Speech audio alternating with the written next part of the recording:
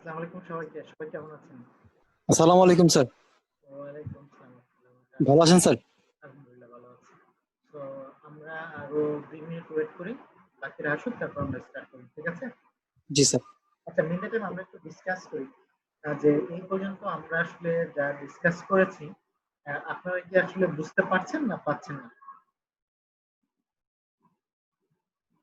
মানে অনলাইন ক্লাসটা যেহেতু আসলে আমরা সবাই নিউ আসলে অনলাইন ক্লাসে। আমি নিজেও নিউ। অনলাইন ক্লাস আপনাদেরকে নিচ্ছি। এর আগে আসলে কোথাও নিই নাই।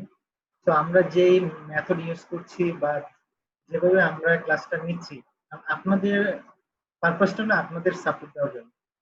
আপনারা যদি সাপোর্ট না পান তাহলে আসলে ইটস ভেরি ডিফিকাল্ট। সো আপনাদের ফিডব্যাকটার উপর ডিপেন্ড করবে যে আমরা কি ক্লাসটা ডিফারেন্ট ওয়েতে ডিজাইন করব না সেম যে ওয়েতে আছে সেই ওয়েটাই চলবে। সো এটা নিয়ে একটু ফিডব্যাক দিবেন আপনারা। স্যার এখানে একটা বিষয়, স্যার আপনি ক্লাস নিচ্ছেন, এটা আমাদের জন্য যথেষ্ট হেল্পফুল। তবে আমরা প্রত্যেকদিন ক্লাস থাকার কারণে আমরা পরবর্তী দিন কি ক্লাস হবে সেটা যদি একটু দেখে আসতে পারতাম আমাদের জন্য আর একটু সুবিধা হতো। কিন্তু সেই সময়টা আমরা পাচ্ছি না। সেটা যদি আমরা পাইতাম এবং যদি নেক্সট ক্লাসে কি হবে সেই সম্পর্কে আউটলাইন এবং একটু আমরা যদি হ্যান্ড আউট বা এমন যদি কিছু পাইতাম তাহলে আমরা দেখে আসলে আমাদের জন্য আর একটু হেল্পফুল হইতো স্যার। বাট যেটা প্রবলেম হচ্ছে যে আপনাদের ক্লাসটা এত মানে এমন ভাবে হচ্ছে যে আসলে বাসায় নতুন চ্যাপ্টার পড়ার মতো সেই সময়টা আপনারা পাচ্ছেন না। সঠিক স্যার। এটা ট্রু। না এটা আমি বুঝতেছি বুঝছেন। আপনারা আসলে পরিস্থিতির শিকার। আর নরমালি আপনাদের ক্লাসটা শুরু হয়েছিল কবে? ফিজিক্যাল ক্লাসটা ফেব্রুয়ারিতে, তাই না? স্যার তো এতদিনে আপনারা যদি সব মাসে 4টা 5টা ক্লাসও হইতো তাহলে এতদিনে সবগুলা ক্লাসই শেষ হয়ে যেত। জি স্যার। But, এটা হলো যেহেতু আমরা সবাই এই পরিস্থিতির শিকার, তো এটা আমাদেরকে মেনে নিতে হবে আর কি। তো আমরা চাইলেও এটা আসলে করতে পারবো না। But আমি যেটা বলছি যে আমি যেভাবে আপনাদেরকে আসলে ডেলিভারিটা দিচ্ছি আসলে সেটাতে কোনো চেঞ্জ আনতে হবে কিনা। কারণ আসলে আমি যেভাবে দিচ্ছি হয়তো বা আমার মনে হতে পারে যে আমি হয়তো সর্বোচ্চটাই দিচ্ছি। বাট আপনারা তো রিসিভার। আপনাদের ফিডব্যাকের উপর ডিপেন্ড করবে যে আমি আমার ওয়েটা চেঞ্জ করব না সেম ওয়েটা রাখবো না অন্য কোনো অ্যাপ্রোচটা অ্যাডপ্ট করবো। স্যার আসলে স্যার আপনার পড়ানোর ওয়ে স্যার সবই ঠিকঠাক আছে, কিন্তু সমস্যা হয়েছে স্যার আমরা মানে সময়টা পাচ্ছি না স্যার। অ্যাকচুয়াল যে ফিডব্যাকটা স্যার আমরা মানে দেওয়া উচিত আমাদের থেকে স্যার, সেটা আমরা সময়ের কারণে স্যার দিতে পারছি না স্যার। বুঝতে পারছি। ওইটাই sir mainly problem sir. Otherwise আপনার ক্লাস সবকিছু স্যার আমাদের মানে বোধগম্য স্যার, আমরা সহজেই নিতে পারি, বুঝতে পারতেছি, বাট আমরা যদি সময় পাচ্ছি না স্যার সে কারণে স্যার প্রপারলি স্যার আমরা স্যার ফিডব্যাকটা দিতে পারতেছি না স্যার। বুঝতে পারছি। তো আর কেউ কি কোনো ফিডব্যাক দিবেন? স্যার আপনি যেভাবে ক্লাস নিচ্ছেন আমি 3টা ক্লাস করছি না, তো অন্য 2টার থেকে এটাতে সব থেকে না বেশি আগ্রহ। না প্লিজ কম্পারিজন করবেন না। এটা প্রত্যেক টিচারের আলাদা। স্যার আমি কম্পারিজন করছি না, স্যার আপনি থিওরিটিক্যাল পার্ট এ কোনো ঝামেলা থাকছে না, ওটা আপনি বুঝিয়ে দিচ্ছেন। ম্যাথ তো সব কারণে আপনার জন্য সম্ভব হচ্ছে না, সো যেটা করাচ্ছেন তাতে মোটামুটি আমাদের 80 থেকে 90% কভার হয়ে যায় স্যার, এক্সামে যতটুকু আসবে স্যার। এখন আমরা যদি সেকেন্ড টাইম আরেকবার ভিডিওটা দেখতে পারি বা আমাদের যদি কোনো কোশ্চেন থাকে ওটা আমরা করি, এই অনেক সময় ওই সময়টুকু আমরা পাই না স্যার, এটা ঝামেলা হচ্ছে। না ওইটা এই কনস্ট্যান্টটা স্যার আসলে বুঝতে পারছি। এই এই মানে এই সাবজেক্টে আমরা সব থেকে বেশি আগানো সবাই আমরা ইনশাল্লাহ, আমি আশা করি। বুঝতে পারছি। আর কেউ কোনো অ্যাড করবেন? স্যার আমার এই কোর্সটা নেই আসলে, আমি এক্সামশন পেয়েছি, তবুও আমি কোর্সটা করতেছি আমার P1 এর যে বেসিকটা এটা স্ট্রং করার জন্য। আর আপনি যে কয়টা ক্লাস নিয়েছেন আমি সবগুলো ক্লাসে অ্যাটেন্ড করেছি, আর আমার ক্লাসগুলো খুব ভালো লেগেছে। আর এটা আমি আশা করি যে আমার P1 এর যে ওই কস্ট সিস্টেম, এটা আমার অনেক হেল্প হবে এখান থেকে। আর আপনার ডেলিভারিটা অনেক সুন্দর, আর আপনি ধরে ধরে যে ছোট ছোট ব্যাপারগুলো যে বোঝাইছেন, এতে আমার যে কয়টা ক্লাস করাইছেন কোনো জায়গায় আমার কোনো সমস্যা নেই। Thank you. আর কেউ অ্যাড করবেন চট্টগ্রাম থেকে বা অন্য কোনো সেন্টার থেকে যদি কেউ থাকেন? স্যার আমাদের একটা চ্যাপ্টার পড়ানো শেষ হলে কয়েকটা সলভ ক্লাস থাকলে মানে ভালো হবে, তাহলে আমরা বই দেখে একটু বলতে পারবো আমাদের কোনো প্রবলেম আছে কিনা, মানে সেটা সলভ করলে ভালো হবে। বুঝতে পারছি। ঠিক আছে আমরা চেষ্টা করবো সামনে। আর কেউ চট্টগ্রাম থেকে? আপনার কাজ খুব চমৎকার লাগে, বেশ ভালো লাগতেছে, থ্যাংক ইউ স্যার। স্যার একটা প্রবলেম ছিল, আপনি যেগুলো কালকে দিছিলেন আমি ট্রাই করার চেষ্টা করছিলাম জি স্যার। প্রবলেম স্যার ওই বুক নাম স্যার বইয়ের সাথে তো মিলবে না স্যার। নর্থ ওয়ার্থ কোম্পানির যে ইয়েটা আছে সিপিবি জি স্যার, ওখানে স্যার ফোন নাম্বার যে পয়েন্টটা ওইটা স্যার একটু করতে কষ্ট হচ্ছিল। আমি করছি বাট আমি একটু শিওর না আসলে স্যার এটা কি আদৌ হয়েছে নাকি। আচ্ছা ঠিক আছে, আমরা আরেকটু দেখবো। আর কোনো ফিডব্যাক আছে সাজিদ? স্যার ফ্যান্টাস্টিক ক্লাস, খুব ভালো লাগতেছে, মজা লাগে মাঝে মাঝে। না আমি আমি একটা কথা বলি, আমার যখন কোনো কিছু ভালো না লাগে আমি কিন্তু সরাসরি বলি। আর সবসময় মনে রাখবেন আমি আপনি খুব স্ট্রেট ফরওয়ার্ড ছেলে, আমি আসলে খুব স্ট্রেট ফরওয়ার্ড ছেলে, আমি এত কিছু ধারদারি না, আমি সরাসরি কথাগুলো বলার চেষ্টা করি।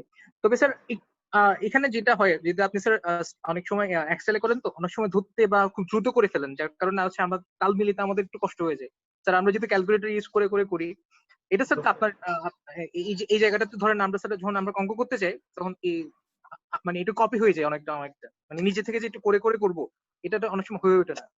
বুঝতে পারছি। ফিজিক্যাল ক্লাস হলে যেটা হতো যে আমি হয়তো বোর্ডে নিয়ে আসতাম আপনাদের কাউকে, আপনি হয়তো বোর্ডে এসে ক্লাস করতেন আর সলভ করার চেষ্টা করতেন, কেউ খাতায় চেষ্টা করতেন। বুঝতে পারছি ওটা। ওটা ফিজিক্যাল ক্লাস ছাড়া, অথবা আমরা যদি অন্য কোনো হ্যাঁ, মেথোডোলজি ইউজ করার সুযোগ পাই তাহলে হয়তো এটা সম্ভব এই প্রবলেমটা সলভ করা। কনসেপচুয়াল পয়েন্ট গুলো আপনি যেভাবে যাচ্ছেন অঙ্ক করে করে অঙ্ক করে তারপরে অঙ্ক করার আগে একটা ব্রস একটা থিঙ্কিং দিচ্ছেন, এটাও স্যার মোটামুটি ভালো, চমৎকার স্যার। কম্পেয়ার করবো না কারোর সাথে। না না, কম্পেয়ার করা ঠিক না আসলে, কারণ সবাই ভালো, সবাই ভালো। অনলাইনের এই ক্লাসগুলো স্যার আরো কিছু অ্যাপারেটাস ইউজ করে আরেকটু ভাবে নেওয়া যাওয়া সম্ভব, আরেকটু ডেভেলপ করা সম্ভব স্যার। এক্স্যাক্টলি আরো তো আমরা সেটা এগ্রি করি। কিছু ইকুইপমেন্ট ইউজ করে এটাকে আরো ফ্রুটফুল করা সম্ভব স্যার। আমাদের সেই ফ্যাসিলিটিসটা এখনো নেই। তো যেহেতু নেই আমরা এটা আসলে ইউজ করতে পারছি না। যখন ফ্যাসিলিটিসটা অ্যাভেলেবেল হবে তখন আমরা ডেফিনেটলি ওটা ইউজ করব। ঠিক আছে? Sir okay. আপনি আমাদের কাছ থেকে কেমন ফিডব্যাক পাচ্ছেন? কারণ আপনার সম্পর্কে তো আমরা বললাম, আমাদের কাছ থেকে আপনি কি পাচ্ছেন? সেটা না তো আমি জানি। আমি আসলে যেটা হয় কি, একটা জিনিস মনে রাখবেন, একটা হলো যে সরাসরি ক্লাস নাও আর অনলাইন ক্লাসের মধ্যে আসলে অনেকটা ডিফারেন্স আছে। মানে ফিজিক্যালি ক্লাস নিলে যেটা হয় কি, ধরেন আপনারা যখন আমার ক্লাস থাকবেন আপনাদের কিছু বা আপনাদেরকে দেখলে আমি বুঝতে পারবো যে আপনাদের রিয়াকশনটা কি। বাট অনলাইন ক্লাসে কিন্তু এটা আসলে বোঝাটা ডিফিকাল্ট।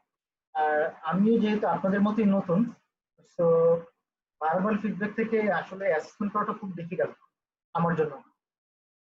যেটা হয় কি, ফিজিক্যাল ক্লাসে আমি যখন আপনাদের চেহারা দিকে তাকাই আমি কিন্তু বুঝতে পারি যে আপনারা কি ভাবছেন। কারণ আমি গত এই আইসিইউতে ক্লাস নিচ্ছি 2013 থেকে, তো অলমোস্ট 7 to 8 ইয়ার্স। তার আগে ইউনিভার্সিটিতে পড়ার সময় অলমোস্ট কোচিং ক্লাস নিয়েছি আরো 6 থেকে 7 বছর। তো স্টুডেন্টরা কখন কি ভাবছে এই জিনিসটা কিন্তু আমি আসলে বুঝতে পারি। বাট এখন যেটা হয়েছে এটা বোঝার কোনো সুযোগই নেই আমার কাছে। আর আমার সময়টাও কম, নর্মালি আমার ক্লাসে 3 ঘন্টা সময় থাকে, আমি সাধারণত 3 ঘন্টা ক্লাস নিতাম সবসময়। তো এই জায়গায় যেহেতু 1.5 ঘন্টা ক্লাস, তো আমি কি বলবো আর কি সলভ করবো সেটা নিয়েও আমি একটু কনফিউজ থাকি যে আমি কতটুকুতে যাবো। তো আমার মনে হয় যে আমরা আসলে আরো কয়েকটা ক্লাস করলে আমরা বুঝতে পারবো যে আসলে আমরা আসলে আমি কতটুকু দিতে পারছি আর আপনারা কতটুকু নিতে পারছেন। ঠিক আছে? বাট আমি যেটা বলবো যে আপনারা স্যার আমি একটু বলি স্যার। হ্যাঁ প্লিজ কামল বলুন। স্যার অনলাইন ক্লাসের ক্ষেত্রে আসলে আমাদের মানে যারা আমরা জব করি তাদের জন্য আসলে একটু বেশি সুবিধা হয়েছে। বিশেষ করে তারপরেও আপনার ঢাকা শহরের আইসিএমএবি তে যে ক্লাস করা আর আমরা সময়টা আমাদের কম লাগতেছে। আর বিশেষ করে আপনি 3 ঘন্টার ক্লাসে যে লেকচার দেন, আমরা অনেক সময় দেখা গেল যে আমরা অনেক কিছু নোট করতে মিস করি। বাসায় যে যদি আবার সেটা সেই সময় না দেখি তাহলে কিন্তু এই ক্লাসের অনেক কিছু আমরা মানে ভুলে যাই। কিন্তু আপনার এই ক্লাসটা রেকর্ড থাকার কারণে আমরা যদি কোথাও একটু মিস করি আমরা কিন্তু এটা রিভিউ করতে পারি। সো বুঝতে পারছি। আমার মনে হয় এটা একটা বড় ধরনের একটা রেভলিউশন। আর একটু যদি ইকুইপ করা যায় সেটা আরো ভালো হয়। আর আপনার যে প্রেজেন্টেশন, বিশেষ করে আপনি এক্সেলে যেভাবে আপনি প্রেজেন্ট করেন, আমরা অঙ্কগুলো আমাদের জন্য খুবই মানে সহজ হয় আর কি। আর আপনার আচ্ছা লেকচারের ভিতরে কিন্তু পুরো ওভারভিউটা হয়ে যায়, যেটা আমরা যখন বইটা পড়ি তখন ওই সিনারি গুলো আমাদের চোখের সামনে ভাসতে থাকে, তো অনেক সুন্দর হয় আর কি। তো বুঝতে পারছি। আমি আর মনে হয় স্যার এটা খুব ভালো, এটা আইসিএমএবির কন্টিনিউ করা উচিত আর কি। আচ্ছা থ্যাংক ইউ। আমাদের সিবিপি নিয়ে আমরা কয়েকটা কথা শুনেছি যে সিবিপি তে প্রবলেম আছে। আমরা একটু চেষ্টা করি সিবিপির প্রবলেমগুলো একটু সলভ করে, দেন আমরা বলছিলাম যে আজকে আমরা স্ট্যান্ডার্ড কস্টিং এ যাবো। বাট আমার মনে হয় স্ট্যান্ডার্ড কস্টিং এর আগে আমাদের বাজেটিং এ গেলে বেটার হয়, কারণ বাজেটিং করতে গেলে স্ট্যান্ডার্ড কস্টিং এর মোটামুটি 50% আমাদের কভার হয়ে যাবে। তো আমি আজকে সিবিপি এর প্রবলেম গুলো একটু দেখে দেন আমরা বাজেটিং এ চলে যাব। কারো কোনো ইস্যু আছে যদি আমরা বাজেটিং করি? না স্যার, বাজেটিং শুরু করি স্যার। Okay, thank you. সবাই তোমার স্ক্রিন দেখতে পাচ্ছেন তাই না? স্যার ওকে, আমরা যেটা করি, আমি আমার একটু ভিডিওটা অফ করে দিই, কারণ ভিডিওটা না থাকাটাই বেটার। সবাই তো দেখতে পাচ্ছেন না? তো আমি সিবিপি অ্যানালাইসিসে চলে যাই।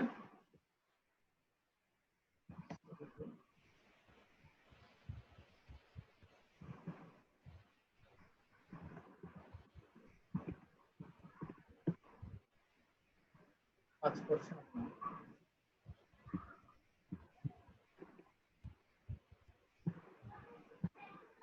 The cost, volume, profit relationship.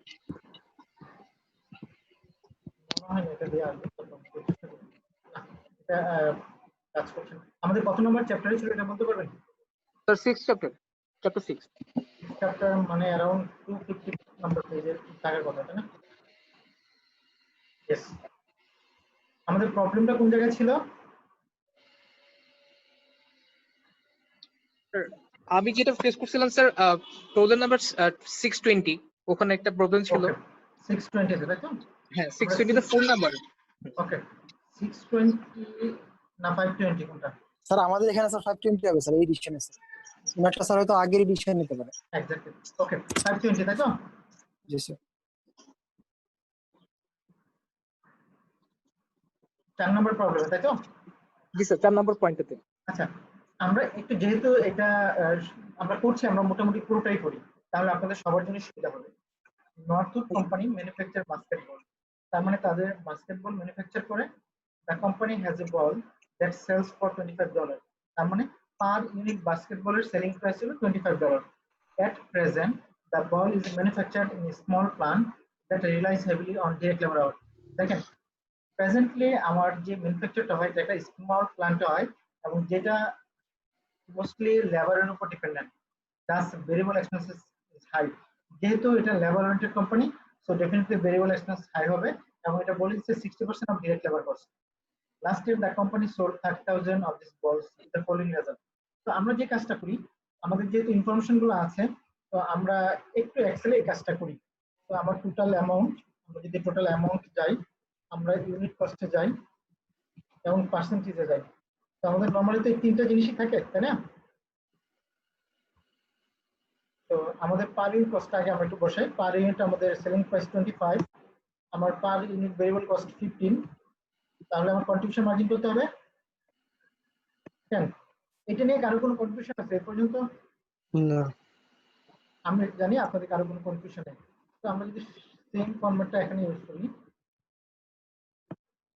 তাহলে আমার পার্সেন্টেজটা নিয়ে আসি, আমার কত হয় আমরা একটু দেখি।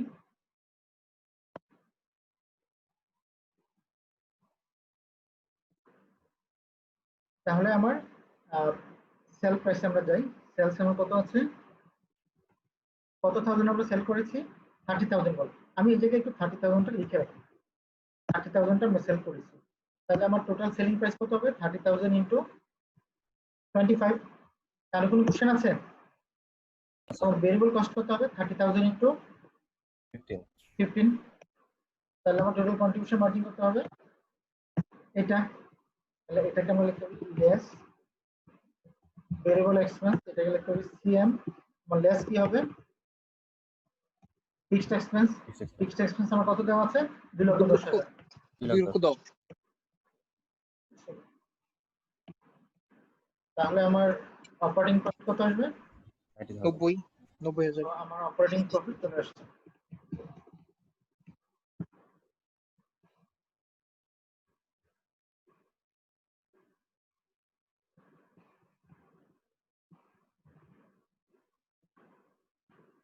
এই পর্যন্ত আমাদের কারো কোনো সমস্যা নেই, কারণ এটা বইয়ে যা দেওয়া আছে আমরা এক্স্যাক্টলি তাই করেছি তাই না? সো আমাদের প্রত্যেকটা রিকোয়ারমেন্ট আলাদা আলাদা আমরা একটু করার চেষ্টা করি। রিকোয়ারমেন্ট 1, রিকোয়ারমেন্ট 1 এ আমাদের কি বলেছে, সিএম রেশিও এবং ব্রেক ইভেন পয়েন্ট। দেখেন এক, সিএম রেশিও বলতে বলছে এবং break even point in balls degree of operating leverage at last year sales. প্রথমে আমার সিএম রেশিও বের করতে হবে। তাহলে আমরা সিএম রেশিও অলরেডি তো বের করেছি, তাই না? সিএম রেশিও সমান কত হবে, আমার কন্ট্রিবিউশন মার্জিন পার ইউনিট ভাগ হলো সেলস প্রাইস, তাই তো? তো আমার সিএম রেশিও আমরা বের করে নিলাম। তো সিএম রেশিও আমরা বের করেছি, এই জায়গায় আমরা একটু ফর্মুলা টেক্সটটা দিয়ে দিই যাতে ফর্মুলাটা আমরা দেখলে বুঝতে পারি। ঠিক আছে, এবার ব্রেক ইভেন যদি ইন ইউনিটস বের করি, break even in units fixed কত কস্ট হবে? Divided by 21,000 sir, fixed cost divided by 10, এই 21,000 2,10,000 divide by 10 contribution margin per unit. ঠিক আছে, ডিভাইডেড। জি জি স্যার। স্যার। তাহলে আমরা যেটা করছি ফিক্সড কস্টকে আমরা কন্ট্রিবিউশন মার্জিন পার ইউনিটে ভাগ করছি, তাহলে আমার ব্রেক ইভেন ইন ইউনিটস বেড়ে গেছে। আর কোনো সমস্যা হচ্ছে? না স্যার। আর ব্রেক ইভেন ইন অ্যামাউন্ট যদি বের করতাম, এটা এক্সট্রা করে নিই আমরা, ব্রেক ইভেন ইন অ্যামাউন্ট যদি বের করতাম তাহলে আমার কি হতো, আমার ফিক্সড Contribution কস্ট আমরা কি margin। করতাম, কন্ট্রিবিউশন মার্জিন রেশিওতে ভাগ করতাম। রেশিওকে দিয়ে ভাগ করতে। তাহলে আমার কি হয়েছে, আমার ব্রেক ইভেন ইন অ্যামাউন্ট বেড়ে গেল। ঠিক আছে, কারো কোনো কনফিউশন আছে? না স্যার। তো চাইলে তো আমরা এখানে এই যে অ্যামাউন্টটাতে স্যার চাইলে আমরা এই সেলস প্রাইস দিয়ে গুণ করে ফেলতে পারতাম। আমরা যে 21,000 ইউনিটকে আমরা 25 দিয়ে যদি মাল্টিপ্লাই করি তাহলে সেম প্রাইস আসবে। হ্যাঁ সেটা আমরা যেভাবে খুশি আমরা এটা করতে পারি। ওকে ঠিক আছে, এই যে আমরা এটাও করতে পারি। ঠিক আছে, কোনো সমস্যা না। তাহলে এটাকেও আমরা একটু ফর্মুলা টেক্সটে বসে দিই। আমার ফর্মুলা টেক্সটটা করার উদ্দেশ্য হলো যাতে আপনারা ফর্মুলাগুলো রেফারেন্সগুলো বুঝতে পারেন। তারপর আমার কি করতে হবে, Degree of operating leverage। Operating leverage. Degree of operating leverage তাহলে আমার কত হবে, Contribution সবাই margin বলেন। divided by operating আমার কন্ট্রিবিউশন মার্জিন বা operating profit। অপারেটিং তাহলে প্রফিট। তাহলে আমার ডিগ্রি অফ অপারেটিং লেভারেজ কত, 3.33। তাহলে আমি ডিগ্রি অফ অপারেটিং লেভারেজ বের করছি কি হবে, আমার কন্ট্রিবিউশন মার্জিনটা অপারেটিং প্রফিট দ্বারা যদি ভাগ করি তাহলে আমার ডিগ্রি অফ অপারেটিং লেভারেজ বেড়ে যাবে। আমরা রিকোয়ারমেন্ট 1 আমরা মোটামুটি ফিল আপ করছি। আমাদের কারো কোনো প্রবলেম আছে এই পর্যন্ত? না স্যার। থাকার কথা না এই পর্যন্ত, কারণ এই জিনিসগুলো আমরা জানি। সেকেন্ড রিকোয়ারমেন্টে আমরা যদি যাই, due to increase in labor cost, the company estimates that variable expense will increase by $3 per ball next year. If this change takes place and serial price per ball remains constant at 25, what will be the new CM ratio and break-even point in the ball? তাহলে আমার যেটা হলো, আমরা same জিনিসটাই রাখি, এটা যদি রাখি আমি ইউনিট কস্টটা আর হলো পার্সেন্টেজটা নিয়ে আমি জায়গায় একটু কাজ করি, টোটালটা নিয়ে নিই আমি, কাজে লাগবে।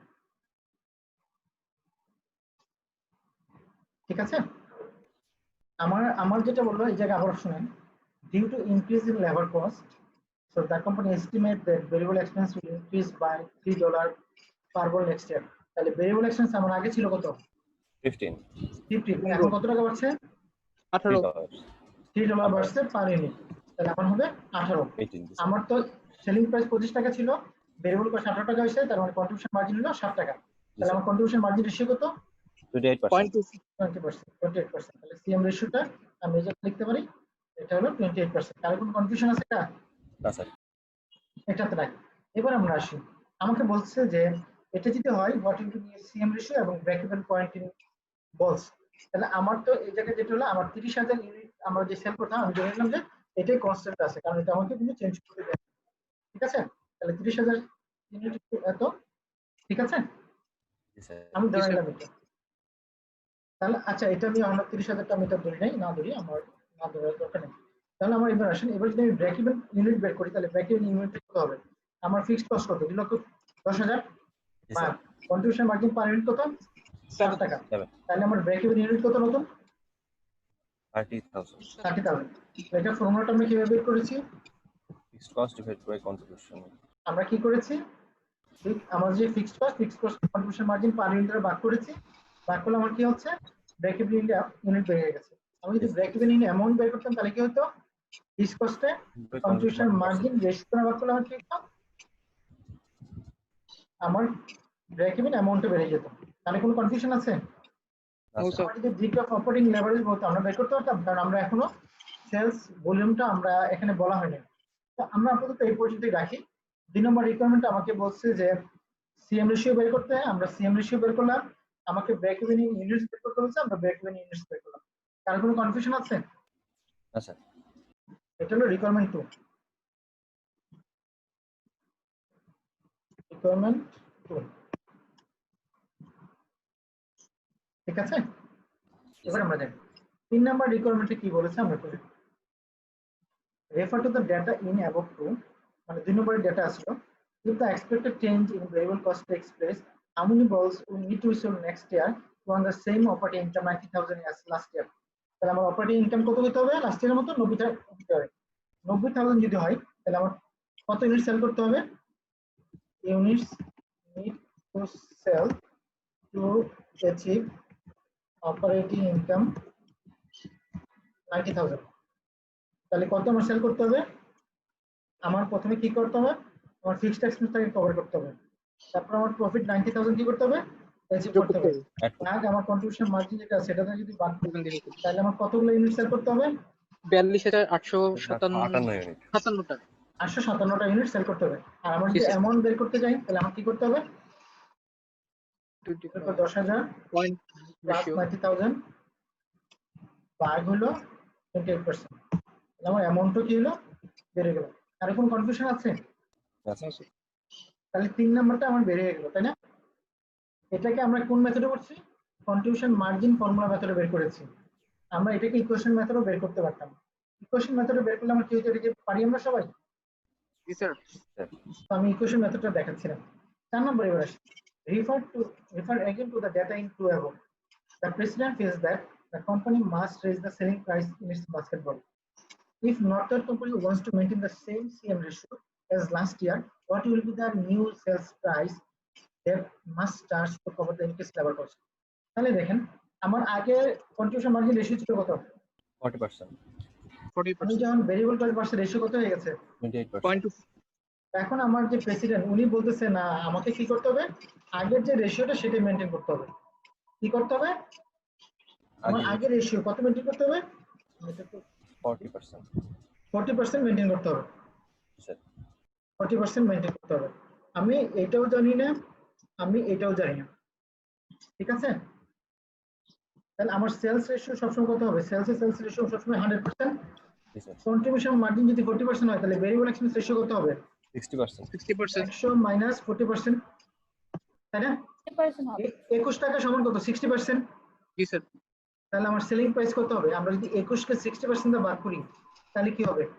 35%। সেলিং প্রাইসটা বেড়ে যাবে না? জি স্যার। আমি আবার দেখাচ্ছি, একটু দাঁড়ান। আমাদের যেটা হলো আমরা আবার বলি 40% যদি আমার ভেরিয়েবল কস্ট হয় টোটাল কত হয় আমার? 21 টাকা, তাই না? জি স্যার। 1% সমান তাহলে কত হবে? 21 divided by 40%। বলেন স্যার আমার ভেরিয়েবল এক্সপেন্স তো স্যার 21 টাকা না, 18 টাকা। এটা 21 টাকা আসলো কেন? দাঁড়ান স্যার ওই যে ইনক্রিজ করছিলেন। ঠিক আছে 18 টাকা। জি স্যার। ওকে, আমি বলছি যে আমার এই জিনিসগুলো দেওয়া নেই। আমি আবার করি, এই জিনিসগুলো আমার দেওয়া নেই। আমার শুধু দেওয়া আছে আমার যে ভেরিয়েবল এক্সপেন্স ছিল 18 টাকা, এবং আমাকে প্রেসিডেন্ট ফিল করছে যে আমার আগে যে কন্ট্রিবিউশন মার্জিন রেশিও ছিল আমাকে সেই রেশিওটা আমার কি করতে হবে? মেইনটেইন করতে হবে। সেই মেইনটেইন যদি করতে চাই তাহলে প্রথমে আমাকে যে কাজটা করতে হবে এখান থেকে আমার সিএম রেশিও কত মেইনটেইন করতে হবে? 40% আগের রেশিও। তাহলে আমার ভেরিয়েবল এক্সপেন্স রেশিও কত হবে? 60%। 100% মাইনাস 40%। কারো কোনো কনফিউশন আছে এই পর্যন্ত? এই পর্যন্ত কারো কোনো কনফিউশন আছে? না স্যার। তাহলে আমার সেলস কত হবে টোটাল? 100%। 100%। ভেরিয়েবল রেশিও কত আমার? 60%। এটা ঠিক আছে। এখন ধরেন আমার ভেরিয়েবল রেশিও যদি 60% হয় আমার টোটাল অ্যামাউন্ট কত হয়? 18 টাকা। তাহলে যদি 1 হয় তাহলে কত হবে? এই যে আমি আমার ভেরিয়েবল এক্সপেন্সকে যদি 60% দ্বারা ভাগ করি তাহলে আমার সেটা বেড়ে যাবে, সেল অ্যামাউন্টটা পার ইউনিটে বেড়ে যাবে। আবারও বলছি, তাহলে আমার যেহেতু ভেরিয়েবল এক্সপেন্স আছে এবং ভেরিয়েবল এক্সপেন্স রেশিও আছে, তাহলে ভেরিয়েবল এক্সপেন্স পার ইউনিটকে আমরা যদি ভেরিয়েবল এক্সপেন্স রেশিও দ্বারা ভাগ করি তাহলে আমার কি হবে? সেলসটা বেড়ে যায়। কিভাবে বের হবে? ভেরিয়েবল এক্সপেন্স রেশিও মানে কি? ভেরিয়েবল এক্সপেন্ডিচার পার ইউনিট ভাগ হলো সেলস পার ইউনিট। সবাই কি মানেন এটা? ইকুয়াল টু আমার কত পার্সেন্ট? ইকুয়াল টু আমার কত? 18 টাকা। ইকুয়াল টু কত? 18 টাকা। এটা কি ঠিক আছে? না সরি 60%। তাহলে কোনো কনফিউশন আছে এই জায়গায়? আমি আবার বলি, ভেরিয়েবল এক্সপেন্স রেশিও সমান কত? 60%। এটা নিয়ে তো কোনো কনফিউশন নাই, তাই না স্যার? ভেরিয়েবল এক্সপেন্স রেশিও সমান কত? ভেরিয়েবল এক্সপেন্স পার ইউনিট ভাগ সেলস প্রাইস পার ইউনিট। ঠিক আছে? এটা নিয়ে কারো কোনো কনফিউশন আছে? আচ্ছা থাকলে বলেন। আছে? সবাই চুপচাপ। না স্যার কনফিউশন না স্যার নাই স্যার। তাহলে ভেরিয়েবল এক্সপেন্স পার ইউনিট কত টাকা? 18 টাকা ভাগ 18 টাকা। সেলস প্রাইস পার ইউনিট সমান কত? 60%। এই জায়গায় কারো কোনো সন্দেহ আছে? না স্যার তাহলে এখান থেকে সেলস প্রাইস পার ইউনিট সমান কত হবে দেখেন তো? কত হবে? 18 ভাগ ভাগ 60%। 60%। এটা বুঝতে পারছেন সবাই? দেখেন তো এটা। জি স্যার। মানে এটা হলো অকিক নিয়মে আমরা যে আগে করতাম না, সেই কাজটা আমরা করছি। এই স্যার জন্য ইকুয়েশনটা করছিলাম আমি, এটা একটু চিন্তা করছিলাম এখানে ভুল হয়েছিল নাকি হয় নাই, মানে আমার কিন্তু 30 টাকা আসছিল স্যার। ওকে, তাহলে এই 60% সমান কত টাকা? 30 টাকা। 30। তাহলে সেলস প্রাইস আমার পার ইউনিট কত? 30 টাকা। ভেরিয়েবল 27 টাকা। তাহলে আমার কন্ট্রিবিউশন মার্জিন পার ইউনিট কত? 12 টাকা। 12 টাকা। এবার আমাকে যদি ব্রেক ইভেন পয়েন্ট বের করতে বলা হয় তাহলে ব্রেক ইভেন পয়েন্ট কত হবে বলেন? ব্রেক আমার ফিক্সড কস্ট কত? 2,10,000। আর কন্ট্রিবিউশন মার্জিন পার ইউনিট কত? স্যার আমি বুঝতে পারি নাই এখানে সেলস প্রাইস পার ইউনিট কি পার্সেন্টেজ আসছে কেন? কোথায় পার ইউনিট? আচ্ছা পার আমি ইউনিট আসবে এক না? মিনিট আমি আরেকটু এলাবোরেট করি। এই পর্যন্ত তো বুঝছেন নাকি? এই পর্যন্ত তো বুঝছেন? জি স্যার। ওকে, এবার আসি। তাহলে 18 সমান কত আসছে? 18 সমান কত আসবে? 60%। Equal to sales price per unit into 60%। এটা কি বুঝছেন? ইকুয়েশনে আমরা 18 সমান কত হবে? 18 ভাগ সেলস প্রাইস পার ইউনিট 60%। তাহলে 18 সমান কত হবে? সেলস প্রাইস পার ইউনিট ডান পাশে চলে গেলে ইনটু 60%। তাহলে আমার সেলস প্রাইস পার ইউনিট কত হবে? 18 ভাগ 60%। 18 ভাগ 60। স্যার 18 ভাগ 0.6 দিলে হয়ে যাবে। আমি বোঝানোর জন্য এই কাজটা করছি, ঠিক আছে? আমি তো বুঝতেছি আপনি জাস্ট এত ভাগ 60%। এই পর্যন্ত বুঝছেন এখন? বলেন তো। হ্যাঁ স্যার এখন বুঝতে পারছি। তাহলে এইটারে যদি আমরা নরমালি ভাগ করি 18 ভাগ 60% সমান কত হবে? 30 টাকা। তাহলে সেলস প্রাইস পার ইউনিট কত আমার? 30 টাকা। তো যার কারণে এই যে এতগুলো জিনিস করছি, আপনার আসলে এতগুলো জিনিস করার দরকার নেই। আপনি জানেন যে আমার ভেরিয়েবল কস্ট 18 টাকা আর ভেরিয়েবল এক্সপেন্স আসলে 60%। তো 18 কে যদি আপনি 60% ভাগ করেন তাহলে যেটা বেরোবে সেটা হলো আপনার সেলস প্রাইস পার ইউনিট। সেই কাজটা আমি এখানে করছি, ঠিক আছে? এবার যদি আমরা এখান থেকে ব্রেক ইভেন পয়েন্ট বের করি কত হবে? আমার টোটাল ফিক্সড কস্ট কত? 2,10,000। 2,10,000। কন্ট্রিবিউশন মার্জিন পার ইউনিট হলো 12। তাহলে আমার ব্রেক ইভেন ইউনিট হলো 17,500। আর ব্রেক ইভেন অ্যামাউন্ট কত হবে? 2,10,000 ভাগ 40%। কত? ঠিক আছে? কারো কোনো কনফিউশন আছে? কারো কোনো কনফিউশন? না স্যার ঠিক আছে। Sir 5,25,000 exactly. ঠিক আছে, এবার আমরা এরপর একটাতে যাব। 5 নম্বরে আমরা আসি। Refer to the original data. The company is discussing the construction of a new automated manufacturing plant. The new plant would slash variable expense per ball by 40%, but it would cause fixed expense per year to double. If the new plant is built, what would be the company's new CM ratio and new break-even point involved? তো আমাদের পুরো জিনিসটা আমরা আবার আরেক জায়গায় এখানে করি।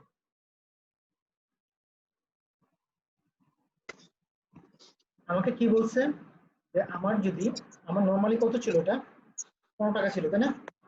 স্যার এখন আমাকে বলছে যে অরিজিনাল ডাটা যেটা ছিল সেটাতে বলছে যে আমি যদি অটোমেটেড করি তাহলে 40% ভেরিয়েবল কস্ট রিডাকশন হবে। তাহলে ভেরিয়েবল কস্ট আমি 40% রিডাকশন করে দিই।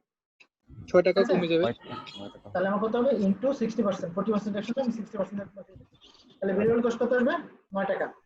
অথবা আমি 9 টাকা। এভাবে না করে আমি যে কাজটা করতাম, এটা মাইনাস আবার C6 ইনটু 40%, এটাও করতে পারতাম, এখানে মাইনাস। আমার কত আসছে 9 টাকা। তাহলে আমার এখন কন্ট্রিবিউশন মার্জিন কত আসছে, কত আসবে 16 টাকা। কার কোনো কনফিউশন আছে?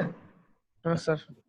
আমার ফিক্সড কস্ট এখন কি হয়ে যাবে, আগে ছিল 2,10,000 টাকা, এখন ডাবল হয়ে যাবে 4,20,000 টাকা। ঠিক আছে, তাহলে আমার কন্ট্রিবিউশন মার্জিন কত হবে এখন আমরা যদি দেখি।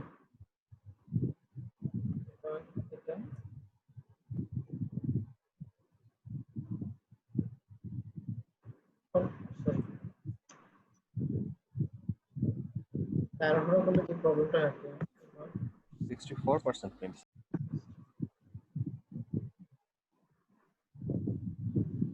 দেখেন আমার কন্ট্রিবিউশন মার্জিন রেশিও কত আসছে 64%। তাহলে এখান থেকে যদি আমি কন্ট্রিবিউশন মার্জিন বের করতে পারছি, এবার যদি আমি ব্রেক ইভেন পয়েন্টটা ইউনিটে বের করি তাহলে আমার কত হবে, কত 420। আচ্ছা ফিক্সড এক্সপেন্সে আমার কন্ট্রিবিউশন মার্জিন পার ইউনিটটা ভাগ করলে আমার ব্রেক ইভেন পয়েন্ট ইউনিট বের হবে। আর ব্রেক ইভেন অ্যামাউন্ট যদি বের করতে চাই তাহলে কত হবে 26,000 ইনটু 16। 6,56,250। ঠিক আছে, আর কোনো কনফিউশন আছে? 6,56,250। ওকে, তার মানে আমরা সবাই বুঝেছি তাই তো। এবার আমরা 6 নম্বরে যাই। Refer to the data in 5. If the new plant is built, how many balls have to be sold next year to earn the same net operating income 90,000?